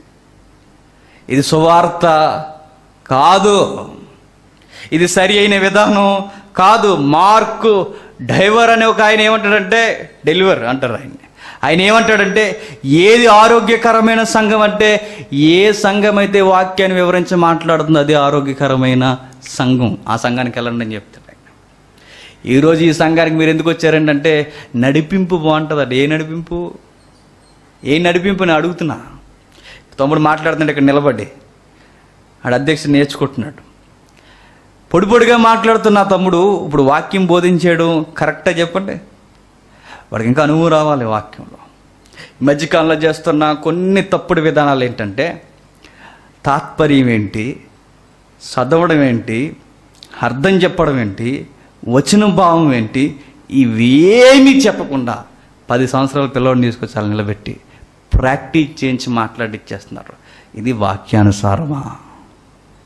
ఇది వాక్యానుసారమా చెప్పండి? ఒక అబ్బాయి ఉన్నాడు, చిన్న అబ్బాయి, తెలుసా మీకు? ఆయన ఆత్మచేత నింపబడిన బోధకుడని ఇంటర్నేషనల్గా ఆయన తిప్పుతుంటారు ఆ అబ్బాయిని, తెలుసా మీకు? అది సరి అయిన బోధన విధానం కాదు. సరి అయిన బోధన విధానం కాదు. పిల్లలు వచ్చి మాట్లాడాడు, అర్థం పర్థం లేని పెద్దలు వచ్చి మాట్లాడాడు, ఎలా పడితే అలా మాట్లాడడం సరి అయిన విధానం కాదు. అర్హత ఏంటంటే భావాలు, అర్థాలు, వాక్యాన్ని మిస్ అవ్వకుండా వచనం వెంబడి వచనం, వచనం వెంబడి వచనం, వచనం వెంబడి వచనాన్ని మాట్లాడేవాడు మాత్రమే కావాలి. అరగంట నేను నిలబడి మాట్లాడంటే ఇన్నవాడికి ఏమీ అర్థం అవ్వకపోతే నేను చెప్తున్నాను, నేను దేవుని సమయాన్ని కూడా దొంగిలించాను అన్నమాట. దేవుడు ఒకరోజు నన్ను అడుగుతాడు, ఈరోజు అని.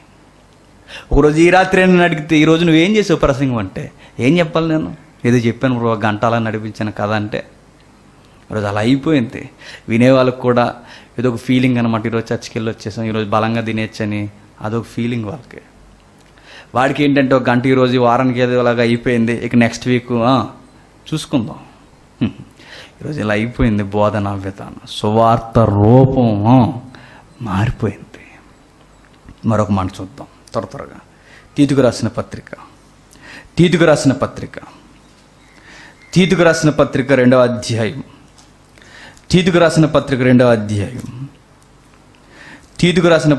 అధ్యాయం. 8వ వచనం.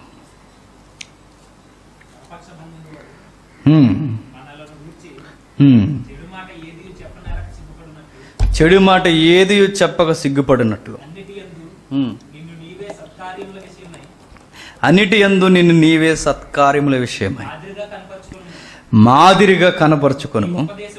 ఇక్కడ నుండి చూడాలి. నీ ఉపదేశము మోసము లేనిదిగాను, మాన్యమైనదిగాను, నిరక్షేపమైన హితవాక్యములతో కూడినదిగా ఉండవాలి. నీ ఉపదేశం ఎలా ఉండాలట?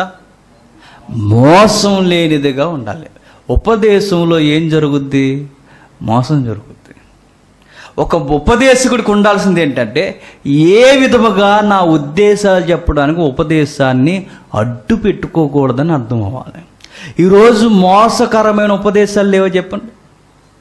ఎందుకు చెప్తున్నారు ఈ విషయాన్ని అంటే, అందరు బోధకులకు ఉన్న ఆతృత ఏంటంటే, అందరికన్నా ముందు ఈ న్యూస్ నేనే మాట్లాడేయాలి. అంతేగా, అందరికన్నా ముందు నక్క అరిసిందట, అందరికన్నా ముందు నేను మాట్లాడేయాలి. అంతే. ఎక్కడ ఏదో జరిగిందట, అందరికన్నా ముందు నేనే మాట్లాడాలన్న ఆతృత ఏం చేస్తున్నారంటే, గుర్తుపెట్టుకోండి, వాక్యాన్ని, ఉపదేశాన్ని మోసపూరితమైన ఉపదేశంగా మార్చారు. అసలే చెప్పండి, దేని కొరకు ఉపదేశం చేస్తున్నాం? ఆత్మను రక్షించడానికే చేస్తున్నారా? లేకపోతే మీరేదో కనబడాలని బోధ చేస్తున్నారా? లేక ఏదో ప్రజలు మెప్పు కొరకు బోధ చేస్తున్నారా? లేక బైబిల్ని ఎత్తి మీ తప్పుడు విధానాలు ఎలా ఉన్నాయని ప్రజల తప్పులు ఎత్తు చూపించేలా బోధ చేస్తారా? ఏం బోధ చేస్తున్నామ్మా?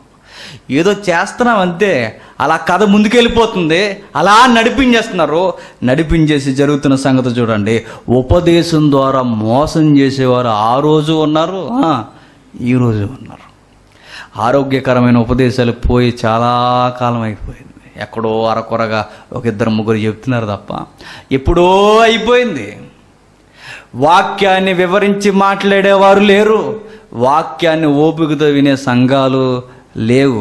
ఆ తరాలు గతించిపోయాయి.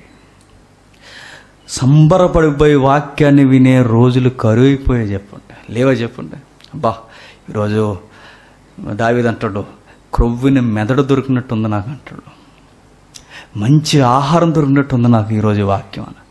వాక్యాన్ని ఆతృతతో సంబరపడిపోయి ఈయన విశ్వాసాలు ఉన్నారా? ఈయన పట్టుకున్నాడంటే వదలండి బాబు అనే వాళ్ళు ఉన్నారు. ఆదివారం కూడా కనీసం ఈయనకి జాలి కనికారం లేదండి ఈయనకి అనుకునేవారు లేరు చెప్పండి. మరి ఏమనుకోవాలి తెలియదు కానీ మన కరెక్ట్గా లంచ్ టైంలో స్టార్ట్ అవుతుంది మెసేజ్. మనది అదో పెద్ద పరీక్ష. మరొక మాట ఉంది అక్కడ, ఏమని? నీ ఉపదేశం మోసము లేనిదిగా ఉండాలి, మాన్యమైనదిగా. మాన్యమైనదిగా అంటే డిగ్నిఫైడ్గా ఉండాలి, హానర్గా ఉండాలి. నీ వాక్యాన్ని కించపరుతూ మాట్లాడే మాటలుగా నీ వాక్యం ఉండకూడదు. మాన్యమైనదిగా అంటే వాక్యం వింటున్నప్పుడట వాక్యం మీద గౌరవం పెరిగేలా ఉండాలట. నీ ఉపదేశం విన్నప్పుడు విన్నవాడికి వాక్యం మీద గౌరవం పెరుగుతుందా? నిరేక్షేపముగా ఉండాలంటే తప్పు పట్టడానికి అవకాశం లేనట్టుగా నీ ఉపదేశం ఉండాలి. తప్పు డాక్టర్స్ వారు ఎలాగ లేవనెత్తారులేండి, వాళ్ళ డాక్టర్స్కి అనుకూలంగా లేకపోతే తప్పు అంటారు, అది వేరే విషయం. తప్పు పట్టుకోవడానికి, లేఖనానుసారంగా తప్పు పట్టుకోవడానికి అవకాశం లేనట్టుగా మనం ఏం చేయాలట? బోధించాలట. వాక్యం వెంబడ వాక్యము, వచనం వెంబడ వచనము, సందర్భాల వెనుక సందర్భాలు మిస్ అవ్వకుండా 66 పుస్తకాలు ఒకరోజు సంఘానికి పూర్తిగా చెప్పే బాధ్యత నిలబడి మాట్లాడే వారి మీద ఉందట. 4 బోధకులు ఉంటే నేను అనుకుంటాను వాళ్ళు ఎలా నిర్ణయించుకోవాలి చెప్పనా? బ్రదరు మీరు క్రొత్త నిబంధన చెప్పండి, నేను పాత నిబంధన చెప్తాను. మీరు ఫలానా గ్రంథాన్ని వివరించండి, నేను ఫలానా గ్రంథాన్ని వివరిస్తాను. స్టార్ట్ చేద్దాం. ఫుల్గా బైబిల్ని మన సంఘానికి అందిద్దాం అనేవారు లేరు. నాకు పాత నిబంధన ఇచ్చేస్తున్నారా అంటారు. ఎందుకంటే అది అర్థమయ్యాడు కదా, క్రొత్త నిబంధన నువ్వు తీసుకుంటున్నావా అని. ఇవి గొడవలు. బోధించేవాడికి వాక్యం ఫుల్గా అర్థం కాకపోతే, దాని అర్థాలు కనీసం ప్రజల కన్నా మనకు అర్థం కాకపోతే మనం ఏం బోధిస్తాం చెప్పండి? తప్పు కదా. ఇంకా మంచి మాట అక్కడ చదువుదాం, ఆ 3 మాటలు ఒకసారి. నీ ఉపదేశం మోసం లేనిదిగా, మాన్యమైనదిగా, గౌరవించేదిగా, ఎదుటివాడు దూషించేదిగా, తప్పుపట్టేదిగా ఉండకుండా హితవాక్యముతో కూడినదిగా ఉండవ. ఇది ఆరోగ్యకరమైన బోధ. తాత్పర్యం ఉండాలి, స్పష్టముగా చదవాలి, అర్థమయ్యేలా బోధించాలి, వచనం యొక్క భావం చెప్పాలి. నెక్స్ట్ మోసం లేని ఉపదేశం అయి ఉండాలి. నెక్స్ట్ గౌరవించి, వాక్యాన్ని గౌరవించి మాట్లాడేలా నువ్వు గౌరవించాలి, వినేవాడు గౌరవించాలి. విన్న వాక్యాన్ని తప్పులు బట్టే అవకాశం, నేరో మైండ్స్, లైట్ మైండ్స్ కూడా నువ్వు చెప్పిన వాక్యం తప్పు అంటున్నారంటే వాళ్ళ తప్పు కాదు, నేను చెక్ చేసుకోవాలి తప్పు చెప్పానా అని. చిన్న మైండ్ సెట్ ఉన్న వాళ్ళు కూడా ఈరోజు వాక్యం మీరు తప్పు చెప్పారులో ఉన్నది అని అన్నారంటే నిరేక్షేపంగా నేను వాక్యాన్ని ఏం చేశాను? బోధించాను, తప్పుకు అవకాశం ఇచ్చాను. ఈరోజు ఎలా కొలవండి? మీరు ఏ వాక్యాలు ఎత్తినప్పుడు ఆ వాక్యాలు ఎత్తినప్పుడు ఇది వాక్యానుసారంగా ఉందా లేదో ఒకసారి పైన కింద చెక్ చేయండి, సందర్భం కాదు చెక్ చేయండి. ఖచ్చితంగా ప్రతి బోధకుడు మీకు దొరుకుతాడు. సందర్భం దాటి వెళుతున్నప్పుడు ఖచ్చితంగా ప్రతి బోధకుడు మీకు దొరుకుతాడు. ఆరోగ్యకరమైన సంఘం, ఆరోగ్యకరమైన బోధ ఏంటంటే వాక్యాన్ని ఉన్నట్టుగా అర్థం చేసుకునే వాళ్ళే ఆరోగ్యకరమైన సంఘం, ఆరోగ్యకరమైన బోధకులు. ఒక ఆయన మీకు చూపించాలి ఈ సందర్భంలో. చూద్దాం ఒకసారి, ఒక ఇమేజ్ ప్లే చేద్దాం. ఆయన ఎవరంటే జాన్ కెల్విన్. ఈయన గురించి ఈ సందర్భంలో చాలా అవసరం మనకి. 1538లో జెనీవాలో ఈయన ప్రీచింగ్ ఇచ్చేవాడు సువార్త కొరకు. ఎందుకు ఈయన గురించి మనం చెప్పుకోవాలంటే, జెనీవా అంటే తెలుసుగా, స్విట్జర్లాండ్ అనుకుంటా, ఈ నోబెల్ ప్రైజ్కి అడ్డా. అయితే ఆ ఏరియాలో సువార్త చేసేవాడు. ఈయన మార్టిన్ లూథరన్ గారి తర్వాత ప్రొటెస్టెంట్ ఉద్యమానికి ఒక మంచి నాయకుడు. ఎవరు? John kelvin.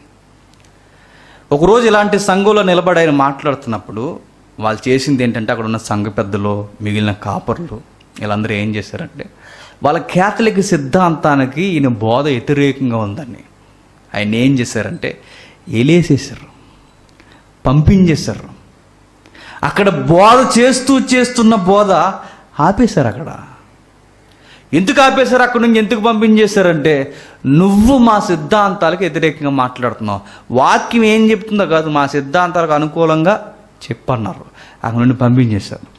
మరలా తప్పు తెలుసుకుని ప్రొటెస్టెంట్ ఉద్యమం కొంచెం ఊపినందుకున్న తర్వాత ప్రజలకు విశాల హృదయం వచ్చి అరే వాక్యం ఇలా చెబుతుంది, ఆ రోజు జాన్ కెల్విన్ ఎట్లా చెప్పాడు, మనమే తప్పు పట్టామని 1941లో మళ్ళీ ఆయన పిలిచారు.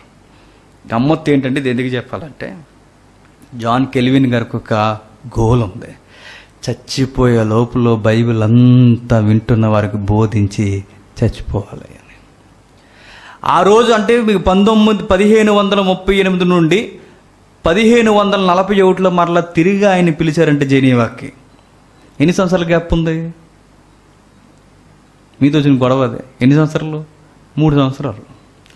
3 సంవత్సరాల తర్వాత మరలా ఆయన వచ్చి ఎంత గమ్మత్తు అంటే ఎక్కడైతే వాక్యాన్ని ఆపేశాడో, ఏ వచనం దగ్గర అయితే వాక్యాన్ని ఆపేశాడో మరలా అదే వచనం దగ్గర నుంచి ఆ రోజు మరలా బోధ స్టార్ట్ చేశాడు ఆయన.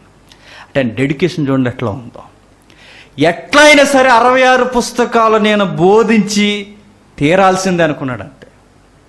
ప్రతి వచనం యొక్క భావాన్ని చెప్పాలనుకున్నాడు, మిస్ అవ్వడానికి వీల్లేదు. ఈరోజు బోధకులకున్న కంగారు ఏంటి చెప్పినా, వచ్చేవారు ఏం మాట్లాడాలని కంగారులకి, వచ్చేవారు ఏం మాట్లాడాలో ఏం మాట్లాడతావు, వాక్యం ఏం మాట్లాడతావు, ఉన్న వాక్యమే మాట్లాడదాం, ఉన్న అర్థాలే చెబుతాం, ఉన్న అర్థాలే వివరించి మాట్లాడదాం, దాని తాత్పర్యమే మాట్లాడదాం, ఏం చెప్తాం, ఉన్న వాక్యాన్ని వివరించి మాట్లాడదాం. అరే ఈ వారం ఏం వార్త లేదంటే వార్త లేకపోతే సువార్త చెప్పరా? ఈరోజు ఇలా అయిపోయింది. ఉన్న వాక్యాన్ని మనం మాట్లాడాలి. అలాంటి గొప్ప గొప్పవారు సంఘానికి ఆ రోజు అందింపబడ్డారు కనుకే ఈరోజు వాక్యాలు ఆరోగ్యకరంగా ఎక్కడి వరకన్నా వచ్చాయి. ఒకవేళ లేకపోతే కేథలిక్ మొండి వైఖరి ఈరోజు వరకు కొనసాగేది సంఘానికి. మార్టిన్ గారు కానీ, జాన్ కెల్విన్ లాంటి వారు కానీ గొప్ప గొప్ప మేధావులు ఉపదేశకులు అయినప్పుడు వారున్న టాలెంట్ని వారు ఉపయోగించలేదు. వాళ్ళు చేసిందల్లా ఒకటే, వచనం వెంబడ వచనం, సందర్భం వెంబడ సందర్భం, ప్రతి వాక్యాన్ని మిస్ అవ్వకుండా ఆది కాండ నుంచి ప్రకటన గ్రంథం వరకు వివరించే ప్రయత్నం చేశారు. ఇది కాకుండా ఏ సోది విషయాలు ఎవరు చెప్పినా నేను చెప్తున్నా అది వాక్యానుసారం కాదు, కాకూడదు. సంఘం చెక్ చేసుకోవాల్సిన మరొక మాట ఉంది. బోధ ఉన్నది ఉన్నట్టుగా బోధించని బోధకుడు మాకు అవసరం లేదని సంఘం ఏం చెప్పాలి? ఎలుగెత్తి చెప్పాలి. రెండవ మాట, ఈయన పిలిస్తే జనాలు బాగా వస్తారండి అని పిలిపించుకునే బోధకులు సంఘానికి అవసరం లేదు. ఈ 4 జోకులు వేస్తాడండి, ఈయన చెప్తే టైమే తెలియదండి అనే అవసరం ఉన్న బోధకులు మనకి అవసరం లేదు. నెక్స్ట్, ఈయన వెరీ టాలెంటెడ్ స్పీకర్ అండి, చాలా రమ్యముగా ఈయన మాట్లాడతాడండి, ఈయన ఎంతో పిహెచ్డీలు చేసాడండి, ఈయన కావాలండి అని పిలిపించుకునే బోధకులు సంఘానికి అవసరం లేదు. సంఘానికి ఎవరంటే గుర్తుపెట్టుకోండి, వాక్యము, వచనము, భావము ఉన్నది ఉన్నట్టుగా ఎవరైతే మాట్లాడతారో వాళ్ళంటి బోధకులు సంఘానికి అవసరం. దీన్ని ఎవరిని పిలిపించుకోవాల్సిన అవసరం లేదు. అలాంటి వారు మీ మధ్య ఉంటే వారిని నిలబెట్టి మాట్లాడించాలి సంఘం. అలాంటి ఉపదేశకులు, మంచి ఆరోగ్యకరమైన ఉపదేశకులు ఉంటే వారిని లేపి మాట్లాడించాలి. వారు చాలు మనకి. ఎక్కడో విదేశాల నుండి వచ్చి ఏవేవో డాక్టరీన్స్, ఏవేవో థియాలజీస్ మాట్లాడాల్సిన అవసరం మనకి లేదు. బైబిల్ థియాలజీ ఉంటే మనకి చాలు, బైబిల్ ఉన్న భావం ఉంటే మనకి చాలు. ఇవి కాదని పిచ్చి పిచ్చి వార్తలు చెప్పినా, నీతి కథలు చెప్పినా, పిట్ట కథలు చెప్పినా, లాస్ట్ 4 రెఫరెన్స్ తగిలించేసి ఆమేన్ అనేస్తే అది సువార్త అవ్వదు. వాక్యానికి అనుకూలంగా అవసరమైతే ఉదాహరణ అవసరం తప్ప ఉదాహరణ కొరకు వాక్యాన్ని రెడీ చేయడం చాలా పెద్ద నేరం. ఇది సరైన విధానం కాదు. సేవకులకి దేవుడు ఎంత గొప్ప భాగ్యం ఇచ్చాడంటే పరిశుద్ధాత్ముని చేత రాయించిన సంగతులు, మరలా సంగతులు నమ్మి నన్ను ఈరోజు ఇక్కడ నిలబెట్టి ఆయన రాయించిన సంగతులు ఈరోజు నువ్వు మాట్లాడని నన్ను ముందుకు తోసాడంటే నేను ఎంత బాధ్యతతో ఉండాలి. అలాంటి గొప్ప ధన్యత వాక్యం చదివి బోధించడం అంటే ఒక సేవకుడికి. అలాంటి ధన్యత నిర్లక్ష్యం చేయడం మంచిది కాదు. ఈరోజు వాక్యం చదవడం మానేశారు బోధకులందరూ, వాక్యం చదవడం మానేశారు విశ్వాసులందరూ. అందుకే ఇరువురు మధ్య బైబిల్ ఏమైపోయిందంటే చెప్పండి, మౌనమైపోయింది. సువార్త సంఘంలోకి ఏమొచ్చాయి? దుర్వార్తలు వచ్చాయి.